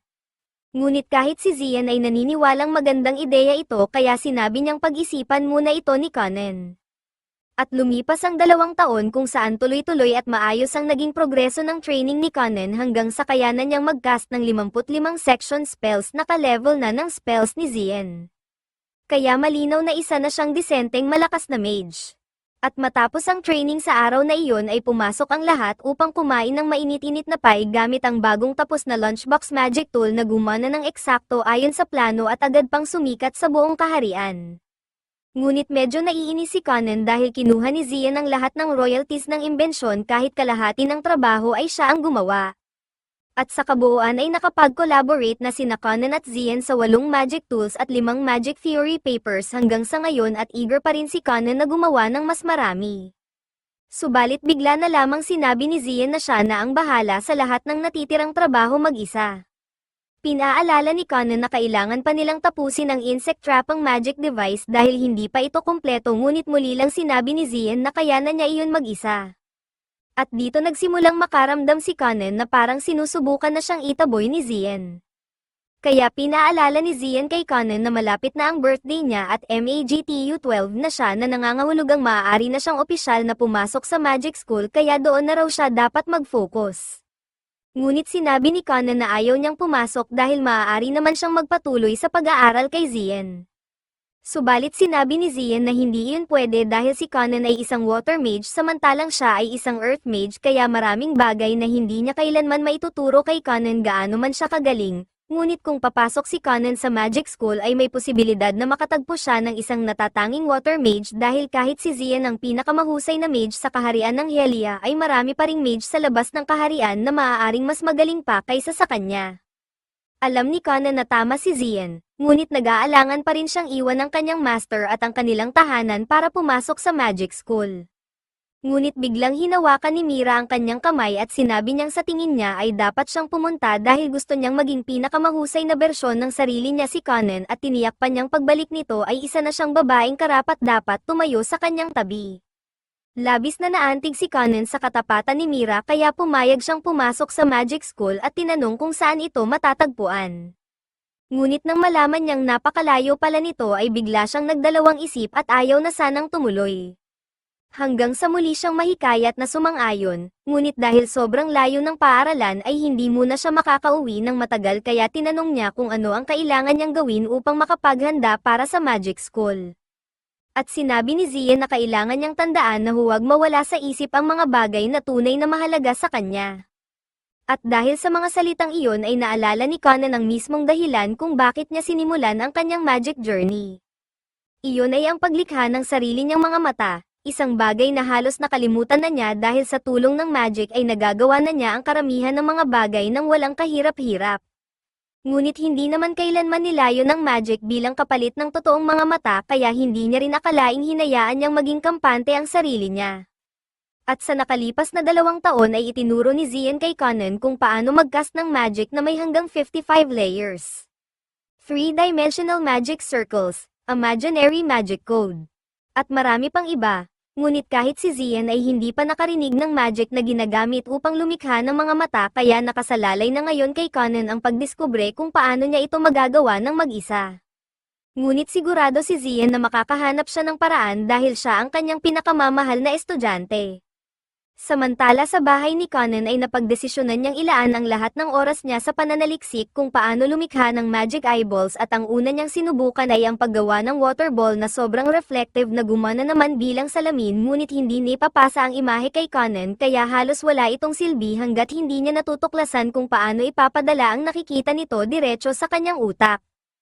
At buong maghapon ay sinubukan niya ang iba't ibang variation ng ideya tungkol sa salamin, ngunit wala ni isa ang nagtagumpay hanggang sa dumating ang gabi na tuluyan na siyang napagod at naubusan ng ideya. Kaya upang malanawan ang isip ay pumunta siya sa kwarto ni Ixo at tinanong ito kung gusto ba nitong magsana kasama niya. Sobrang excited si Ixo dahil hindi araw-araw na na-enjoy niya ang isa sa mga sikat na sana treatment ni Conan. Kaya tinanong niya kung jijisingan ba niya ang kanilang mga magulang. Ngunit sinabi ni Conan na ayaw niyang istorbohin ang mga ito sa ganitong kalate na oras. Subalit alam ni Ixo na mahal din ng kanilang mga magulang ang sana, kaya siguradong magtatampo ang mga ito kung hindi sila jijisingan. At makalipas ang ilang sandali ay nagtipon-tipon ang buong pamilya sa loob ng sana kung saan pinuno ito ni Conan ng steam upang sabay-sabay nilang ma-enjoy ang init. At tinanong ni Ixo si Conan kung bakit bigla niyang naisipan magsana sa ganitong oras ng gabi dahil bihira niya itong gawin. Kaya ipinaliwanag ni Conan na abala siya kamakailan sa pinakamalaki niyang project, ngunit na-stop siya. At agad namang naintindihan ng iba na ang tinutukoy niya ay ang kanyang magic eyeballs kahit wala naman silang masyadong magagawa upang makatulong sa research nito. Kaya sinabi na lamang ni Ixo na kung kailangan niya ng pahinga ay palagi siyang pwedeng lumapit sa kanila. At kinabukasan ay nag-aalmusal si Conan sa kanyang kwarto habang iniisip kung gaano kabait ang lahat ng miyembro ng kanyang pamilya sa kanya, at naisip niya na ang unang bagay na gusto niyang gawin kapag nagawa na niya ang kanyang mga bagong mata ay ang pagmasdan ng matagal ang mga mukha ng mga taong mahalaga sa kanya. At makalipas pa ang ilang oras ay sa wakas ay nakagawa si Conan ng malaking progreso sa kanyang eyeballs dahil gamit ang water mirror bilang base at paglalapat ng totoong logic sand pattern ay nagawa na nitong i-track ang gumagalaw na mga tanawin at direktang ipadala ang mga ito sa isipan ni Conan. At dito niya tuluyang naranasan ang tunay na vision sa kauna-unahang pagkakataon kaya siya ay labis na namangha sa ganda ng lahat ng kanyang nakikita. Ngunit habang nilulunod pa siya ng mga kahanga-hangang tanawin ay bigla niyang napansin ang isang higanteng alimango sa likuran niya at pakiramdam niya ay hindi ito dapat naroroon.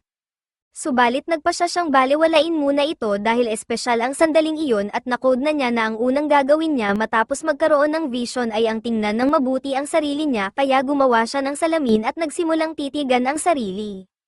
Ngunit sa kasamaang palad ay napagtanto niyang medyo mid lang pala ang itsura ng mukha niya kaya hindi naging kasing impactful ang reveal gaya ng inaasahan niya, at matapos iyon ay humarap na si Conan sa higanteng alimango at tinanong kung ano ang ginagawa nito roon dahil malinaw na hindi ito normal.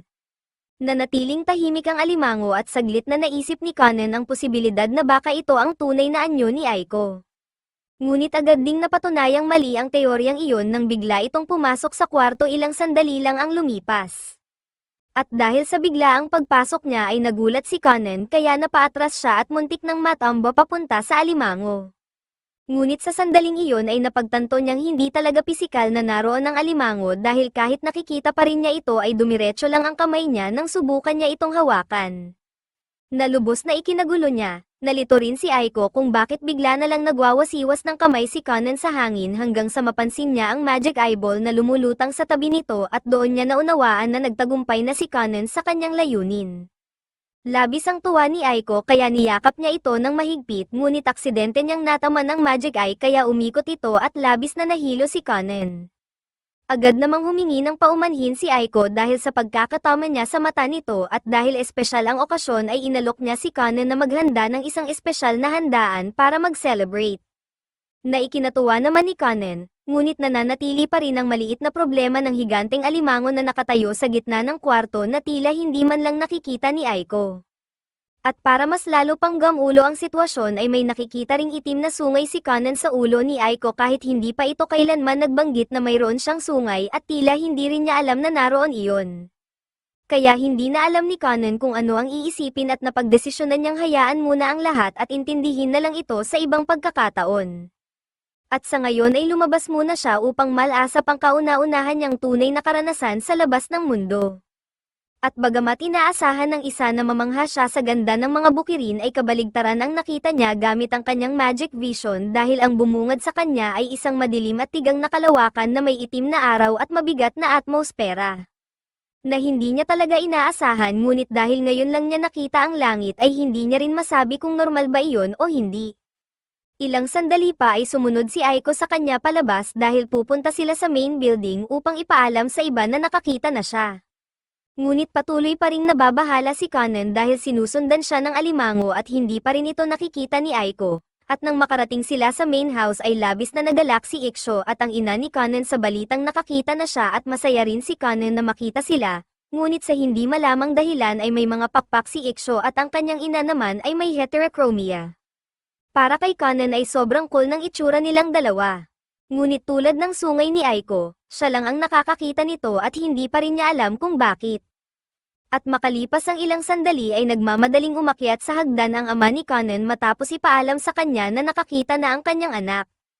At inaasahan ni Conan na may makikita rin siyang invisible feature dito tulad ng sa iba. Ngunit sa kanyang gulat ay mukhang isang naglalakad na kalamidad ang kanyang ama na ka-level ng antiviral. At dahil tila wala ni isa sa kanila ang may kamalay-malay sa kanilang mga invisible feature ay naisip ni Conan na wala ring silbi kung pag-uusapan niya ito sa kanila kaya napagpasyahan niyang maghintay at itanong na lamang kay Zian kapag nagkaroon siya ng pagkakataon. At hindi nagtagal ay umabot ang balita ng tagumpay ni Conan hanggang sa Royal Castle kung saan ipinaalam kay Zian na pinapayagan siyang umalis ng kastilyo upang bumisita kahit hindi na siya opisyal na instructor ni Conan dahil espesyal ang okasyong ito. At kalaunan sa araw na iyon ay dumating ang karwahe mula sa kastilyo at si Erika ang unang bumaba upang batiin si Conan. Sinabi niyang sobrang saya niya na natupad nito ang kanyang pangarap at hiniling na makita kung paano gumagana ang spell. Kaya pinagbigyan siya ni Kunon at binuo ang kanyang magic eye habang ipinapaliwanag na nire-reflect nito ang lahat ng imahe at direktang ipinapadala sa kanyang utak bagamat kailangan pa ring bukas ang tunay niyang mga mata para may makita siya. At doon napansin ni Mira na nakapikit pala ang mga mata ni Kunon sa buong oras kaya hiniling niyang tumingin ito sa kanya. Ngunit medyo kinakabahan si Conan dahil hindi niya alam kung ano ang magiging itsura ni Mira. Dahan-dahan niyang iminulat ang kanyang mga mata at tumingin sa direksyon ni Erika. At sa kabutihang palad ay mukhang normal ito at kasing ganda ng inaasahan niya bagamat may isang balahibo na nakausli sa ulo nito na pinili na lamang niyang balewalain.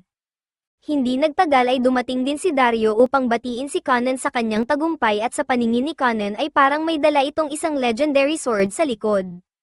Ngunit wala iyon kumpara sa nakita niya nang dumating si Zien dahil mistula, itong isang nilalang na gawa sa purong liwanag at hirap na hirap siyang tumingin dito dahil sobrang liwanag nito, at noong una ay inakala ni Zien na nagbibiro lang si Conan ngunit sinabi ni Conan na seryoso siya at talagang mukha raw itong isang phone na naka-max brightness sa gitna ng gabi. Hiniling ni Conan kay Zien na sumama muna siya sa loob dahil may gusto siyang pag-usapan ng pribado at pumayag naman si Zien kaya sumunod ito sa kanya. Habang si Erika naman ay lumabas patungong hardin upang ipagpatuloy ang kanyang training kasama si Dario gaya ng nakasanayan. At sa loob ay ikinwento ni Conan kay Zien ang lahat ng nangyari mula nang magkaroon siya ng vision kabilang na ang higanteng alimango na sumusunod sa kanya saan man siya magpunta at ang mga kakaibang feature na bigla na lang niyang nakikita sa mga tao. Nalabis namang ikinatawa ni Zien dahil kailanman ay wala pa siyang narinig na ganitong karanasan. Ngunit hindi ito nakakatawa para kay Conan dahil kapag pinakasalan niya si Mira at lumipat sila sa villa ay ayaw niyang may higanteng alimango na nanunood sa bawat kilos niya.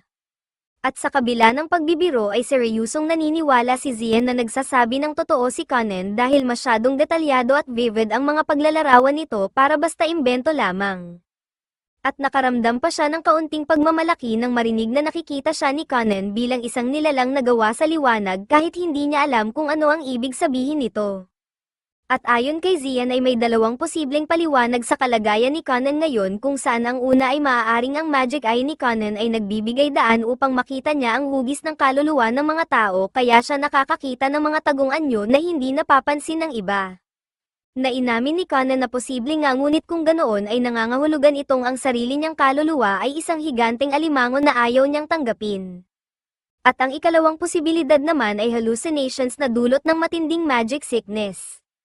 Isang konseptong hindi pa naririnig ni Conan kaya ipinaliwanag ni Zien na may mga lugar sa mundong ito na siksik sa magical energy at minsan ay naglakad siya sa isang ganoong lugar kung saan bigla siyang nakaramdam ng matinding hilo na para bang uminom siya ng 20 shot ng vodka sa isang iglap at nagsimula siyang makakita ng napakaraming immaterial creatures na gumagalaw sa paligid ng walang pisikal na anyo. Na halos kapareho ng nararanasan ni Conan ngayon ngunit wala silang paraan upang makasiguro dahil kulang pa ang kaalaman nila tungkol sa fenomeno na ito, kaya sinabi ni Zien na mas marami pa silang matutuklasan habang mas marami pang bagay ang tinitingnan ni Conan ngunit sa ngayon ay kailangan muna nilang ipagpatuloy ang pagbuo ng mga theory upang makahanap ng pattern.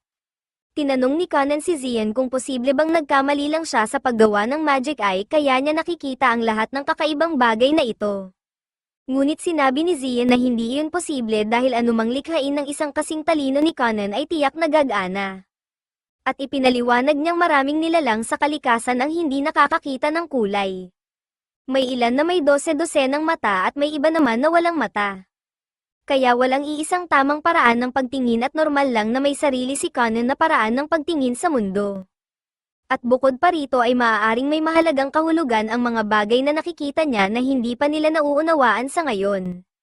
Ngunit pansamantala ay mas mabuting huwag muna niyang sabihin kanino man ang tungkol sa mga kakaibang nakikita niya dahil hindi magandang ideya na makaakit ng atensyon bago pa niya lubusang maintindihan kung paano ito gumagana. Sumang-ayon si Conan kay Zien at ikinatuwa niyang humingi muna siya ng payo bago gumawa ng kahit ano. Kahit na masakit pa rin sa kanyang mga mata ang direktang pagtingin kay Zien kaya hirap siyang mag-focus. At habang lumalalim ang gabi ay natapos na si Mira sa kanyang training ngunit patuloy pa ring nag-uusap sina Conan at Zien sa loob kaya hindi siya makaalis nang wala si Zien at napilitan siyang maghintay sa labas kasama si Aiko.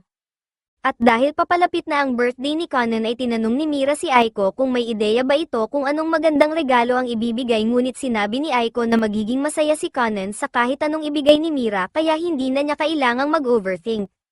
Makalipas ang ilang sandali ay lumabas na rin sina Conan at Zien, ngunit nang makita ni Zien si Mira ay bigla siyang napatawa dahil hindi niya mapigil ang isipin kung gaano ito ka-awkward tingnan para kay Conan na nakikita siyang may balahibo sa ulo.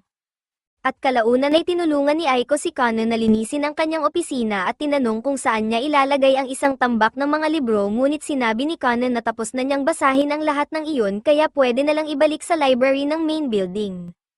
At ang dahilan ng paglilinis ng opisina ay dahil ika-12 kaarawan na ni Conan sa araw na iyon at opisyal na siyang nagpasya na pumasok sa Magic School. At pagsapit ng gabi ay naghanda ng isang salo-salo ang pamilya ni Conan para sa kanya at ibinigay sa kanya ang mga regalong inihanda nila. Masaya sila para sa kanya ngunit nalulungkot din dahil malayo na siyang titira, lalo na ang kanyang ina na hirap tanggapin ang ideya na hindi na palaging kasama si Conan sa bahay. Ngunit tiniyak ni Conan sa kanyang ina na gaano man siya kalayo makarating ay mamahalin pa rin niya ito magpakailanman. At nang gabing iyon ay magkasama sina Conan at Mira sa balkonahe kung saan tinanong siya ni Mira kung kumusta na ang paghahanda niya para sa kanyang pag-alis. At sinabi ni Conan na nag-impake lamang siya ng ilan sa pinakakomportable niyang damit at mga pangunahing pangangailangan dahil mabibili na niya ang iba pagdating niya roon. Ngunit sa kasamaang palad ay kailangan pumasok sa school ni Erika sa mismong araw ng pag-alis ni Conan kaya hindi siya makakapagpaalam ng personal. Nalubos namang naintindihan ni Conan dahil alam niyang may mga obligasyon din ito. At napagdesisyonan ni Mira na iyon na ang tamang oras upang ibigay ang regalong pinili niya kaya iniabot niya kay Conan ang isang kahon na nang buksan niya ay naglalaman ng isang napakagandang bracelet.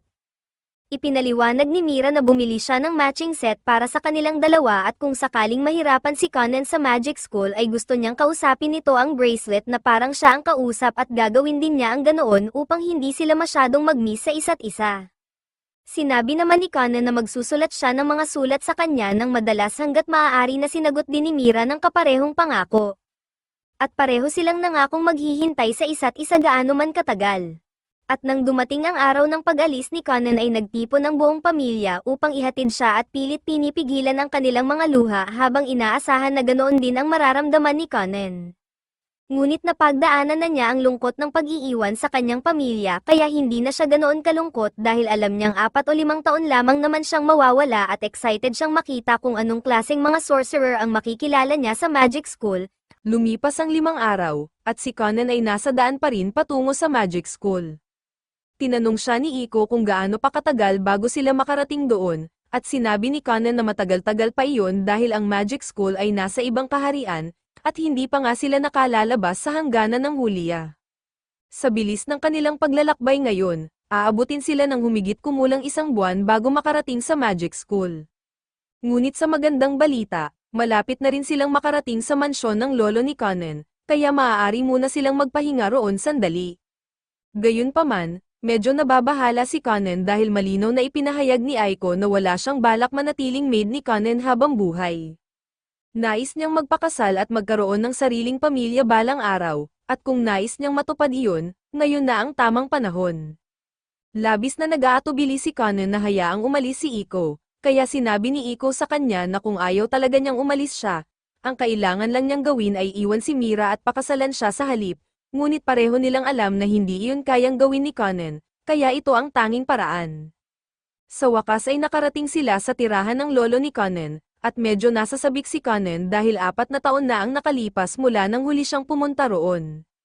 Narinig niya na may napakalawak na koleksyon ng magic books ang kanyang lolo, kaya halos ginamitan niya ng guilt ang kanyang mga magulang upang payagan siyang makapunta, at bukod pa roon ay talagang magkasundo sila ng kanyang lolo. Maya-maya lamang ay tumakbo palabas ang kanyang lolo upang salubungin siya, at labis ang tuwa nitong makita siyang muli. Ganoon din kasaya si Conan na makita ang kanyang lolo, ngunit kakailanganin pa niya ng panahon upang masanay sa bagay tungkol sa invisible features dahil tila may Demon Lord horns ang kanyang lolo.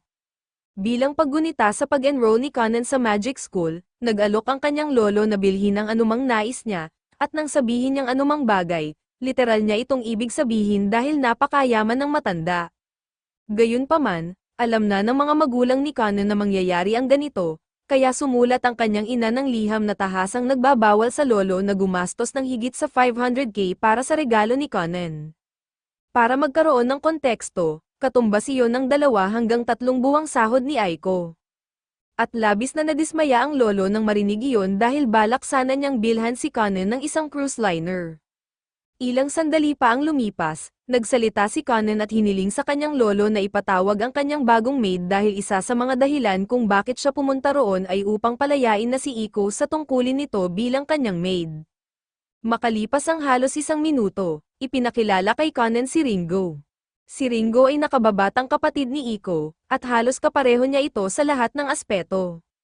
Ngunit hindi tulad ni Iko, mayroon na talaga siyang fiancé, at medyo naiinggit si Iko tungkol doon. Gayunpaman, maayos naman ang kanilang samahan, noong una ay medyo nag-aalala si Ringo nang irekomenda siya ni Iko upang magsilbing maid ng anak ng isang marquis na may taglay na hero's scar, ngunit ngayong nakilala na niya si Conan, mukhang napaka-chill naman itong tao. Ipinaalam ni Aiko kay Ringo na may ugali si Conan na makalimutang kumain kapag labis siyang nabababad sa kanyang pag-aaral ng magic, kaya kailangan niya itong dalhan ng mga sandwich paminsan-minsan upang matiyak na hindi nito aksidenteng mapabayaan ang sarili hanggang sa magutom ng husto. Sigurado si Aiko na magkakasundo sina Ringo at Conan. Ngunit matapos ang napakaraming taon na pag-aalaga niya kay Conan, magsisinungaling siya kung sasabihin niyang hindi niya ito mamimiss ng sobra. Binalaan niya si Ringo na huwag itong maglalagay ng anumang naughty ideas sa isipan ni Conan dahil hindi niya kayang isipin na magiging isang playboy ito. Hindi naman talaga plano ni Ringo na gawing parang pimp named Slickback si Conan, ngunit nangako siyang mag-iingat sa mga bagay na ipapakita o ipakikilala niya kay Conan. Gayunpaman, wala siyang gaanong magagawa kung may mga babaeng lalapit dito dahil si Conan ay isang mabait, talentado, at gwapong binata. Kaya sa sandaling tumapak siya sa magic school, malamang napalibutan siya ng iba't ibang babae, at may posibilidad na kusa siyang maging womanizer. Mariing tumanggi si Aiko na paniwalaan iyon at sinigawan si Ringo na huwag magsalita ng ganoon tungkol kay Conan dahil hinding-hindi niya iyon gagawin. Nagpatuloy ang kanilang pagtatalo ng ilang sandali bago nila naalalang gumagawa nga pala sila ng mga sandwich para kay Conan, kaya tinapos nila iyon at inihain kay Conan, na walang kaalam-alam sa usapan nila tungkol sa kanya. Kinabukasan ng umaga, oras na para umalis si Conan, kaya kumatok si Aiko sa kanyang pinto upang tawagin siya, at hindi na siya sasama pa sa natitirang bahagi ng kanyang paglalakbay. Kaya maaaring ito na ang huling pagkakataon na makikita ni Conan si Iko sa loob ng ilang panahon, at nais niyang ipaalam dito na mamimiss niya ito, lalo na't papunta siya sa isang hindi pamilyar na lugar, ngunit magiging maayos din siya sa sarili niya. Nagyakapan ang dalawa habang nagpapalim, at makalipas ang ilang minuto ay umalis na sina Conan at Ringo patungo sa magic school. Lumingon si Conan kay Ringo at nagpasalamat sa pagpayag nitong maging kanyang maid, ngunit iniisip niya kung talagang ayos lang ba ang ganitong kaayusan dahil sasama siya sa magic school at mangangahulugan iyon na malalayo siya sa kanyang fiancé nang hindi bababa sa 6 o 7 taon. Tiniyak ni Ringo sa kanya na ayos lang iyon dahil napag-usapan na nila ito ng kanyang partner, at handa itong maghintay dahil ginagawa niya ito upang kumita ng pera para sa restaurant na balak nilang itayo ng magkasama. Pagkalipas ng ilang araw, huminto sina Conan at Ringo sa kanyang lungsod upang magpahinga, at namangha si Ringo sa dami ng magic shop sa lugar na iyon. Ganoon din ka-impress si Conan, ngunit habang naglalakad sila sa kalsada, napansin niya ang isang kawayal-wiling libro sa bintana ng isang tindahan kaya nagpa siya siyang pumasok upang tingnan iyon. Labis na naengganyo si Conan sa mga magic books dahil hindi siya nagkaroon ng maraming pagkakataon na magbasa ng mga ito. Dahil dito, sinabi ni Ringo na maaari naman niyang bilhin ang libro kung talagang gusto niya, ngunit sinabi ni Conan na mauubos ang kanyang pera kung gagawin niya iyon. Doon napansin ni Ringo na nagkakahalaga ng 5 million ang libro. Sa halagang iyon ay kaya na niyang magbukas ng isang buong restaurant chain. Hindi naman nagulat si Conan sa presyo dahil ang mga magic books ay karaniwang one of a kind kaya napakamahal ng mga ito. Narinig ng may-ari ng tindahan ang usapan ni Conan at tinanong siya kung isa ba siyang mage mula sa magic school. Ipinaliwanag ni Conan na isa nga siyang mage ngunit hindi pa siya opisyal na naka-enroll sa academy.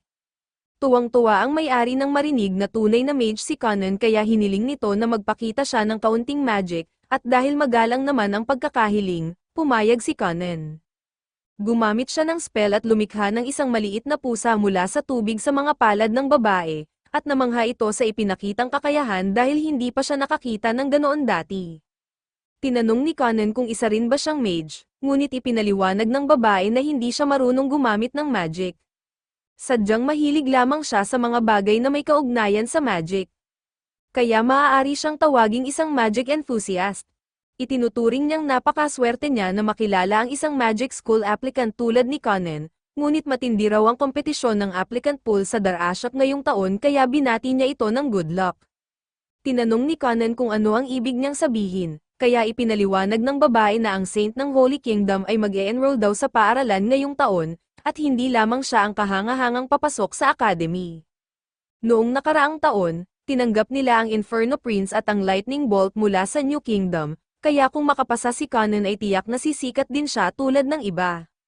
Dahil dito, napasaya ni Conan ang may-ari ng tindahan kaya inalok siya nitong ibenta sa kanya ang isa sa pinakasikat na grimoire na inilathala ng legendary mage na si Zian sa may diskwentong presyo, ngunit tinanggihan iyon ni Conan dahil hindi niya ito kailangan. Umalis sina Conan at Ringo sa tindahan, at nananatiling gulat si Ringo sa katotohanang napakamahal pala ng mga grimoire. Sa puntong iyon, tinanong niya si Conan kung sigurado ba siyang tatanggihan ang alok ng may-ari dahil malaking diskwento iyon, ngunit sinabi ni Conan na magiging walang saysay ang pagbili ng grimoire dahil siya mismo ang tumulong kay Zian sa pagsulat nito. Sumunod, nagtungo sina Conan at Ringo sa isang tindahan ng tela, at doon ay agad sinimulan ni Conan na hawakan ang lahat ng panindang abot ng kanyang mga kamay. Napansin ng may-ari na marahil ay may dugong maharlika si Conan dahil maayos ang kanyang pananamit at may kasamang maid, ngunit mula nang pumasok ito ay wala itong ginawa kundi hipuin ang mga paninda nang hindi man lang nagsasalita, ganoon din si Ringo. Sinigawan niya si Conan at sinabing tigilan na ang paghawak sa mga materyales, ngunit sinabi ni Conan na gusto lamang niyang malaman ang pakiramdam ng mga ito. Tinanong niya ang may-ari kung anong uri ng balahibo iyon, at sinabi sa kanya na iyon ay dark fox fur, na napakabihira at mahirap makuha. Ngunit ngayong alam na ni Conan ang pakiramdam ng balahibo, casual niyang lumikha ng isang dark fox, at namangha ang may-ari dahil hindi niya inakalang posible ang ganoong bagay. Humingi ng paumanhin si Conan sa paghawak sa mga paninda ng walang pahintulot, ngunit sinabi niyang mahilig lamang siyang mangolekta ng iba't ibang texture samples upang magawa niyang mas eksakto ang kanyang mga nililikha. Tinanong ng may-ari si Conan kung kaya ba talaga niyang lumikha ng kahit ano basta alam niya kung ano ang pakiramdam nito, at matapos kumpirmahin iyon ni Conan, nanaig ang intrusive thoughts ng lalaki at naitanong nito kung kaya ba ni Conan nagayahin ang pakiramdam ng thick thighs. Agad na sinigawan ni Ringo ang lalaki dahil sa paglalakas loob nitong magtanong ng ganoong kabastos na bagay kay Conan. Napagtanto ng lalaki na hindi iyon angkop, ngunit sumagot pa rin si Conan at ipinaliwanag na nasubukan na niya iyon dati kasama si Iko, ngunit napag-alitan siya kaya hindi na siya masyadong nakapagpraktis. Pagkatapos noon, hinayla ni Ringo si Conan palabas ng tindahan at sinabing dapat na silang magpatuloy sa kanilang paglalakbay patungong Darashak, habang naiwan ang lalaki na nagsisisi sa kanyang sinabi. Ilang sandali pa, nagkataong pumasok sa tindahan ang Saint at ang kanyang mga kasama, at nagulat sila nang makita ang lalaki na may hawak na dark fox dahil ayon sa kanilang kaalaman, ayaw ng mga dark fox na mapalapit sa mga tao, ngunit ipinaliwanag ng lalaki na hindi ito tunay na fox. Nang suriin ng mabuti, napagtanto ng Saint na isa itong spell. Sinubukan niya itong hawakan, ngunit nasira niya ang spell at natapon ang tubig sa crotch ng lalaki. Humingi siya ng paumanhin sa kanyang pagkakamali dahil hindi pa siya nakakita ng ganoong uri ng spell noon. Kaya siya at ang kanyang entourage ay nakiusap sa may-ari ng tindahan na manatiling nakatayo habang sinusuri nila ang natitirang magic mula sa tubig na natapon sa kanya, at dahil sa kanyang mataas na katayuan, wala siyang magawa kundi sumunod, kahit na ang pagkutkot ng mga dalagitang babae sa kanyang harapan sa gitna ng kanyang tindahan ay hindi kasama sa kanyang plano para sa araw na iyon. Samantala, sa kalaunan ay nakarating din sina Conan at Ringo sa Magic School, at ang una nilang gagawin ay mag-check-in sa dorms, ngunit nabigla sila nang malaman na puno na ang mga dorm. Ipinaalam ng receptionist na si Lubol na dapat ay nag-apply ng maaga ang mga estudyante para sa dorm space, ngunit hindi iyon nabanggit ni Zian, kaya walang kaalam-alam si Conan tungkol dito. Ngayon, Wala silang matutuluyan ni Ringo. Iminungkahi ni Ringo na maaari silang manatili sa isang hotel, ngunit mahal iyon kung pangmatagalan, at nais ni Conan na makatipid hanggat maaari upang may magamit siyang pera sa anumang magic items na kakailanganin niya, kaya ang pagrerenta ng isang bahay ang pinakamainam na opsyon sa ngayon.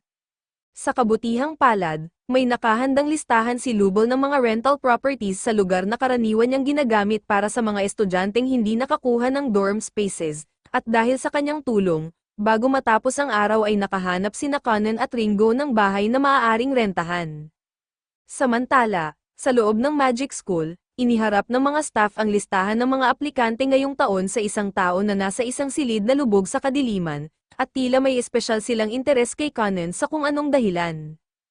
Kinabukasan, oras na para kumuha si Conan ng kanyang entry exam, ngunit ipinaalam kay Ringo na tanging mga estudyante lamang ang maaaring pumasok sa loob kaya kailangan niyang maghintay sa labas.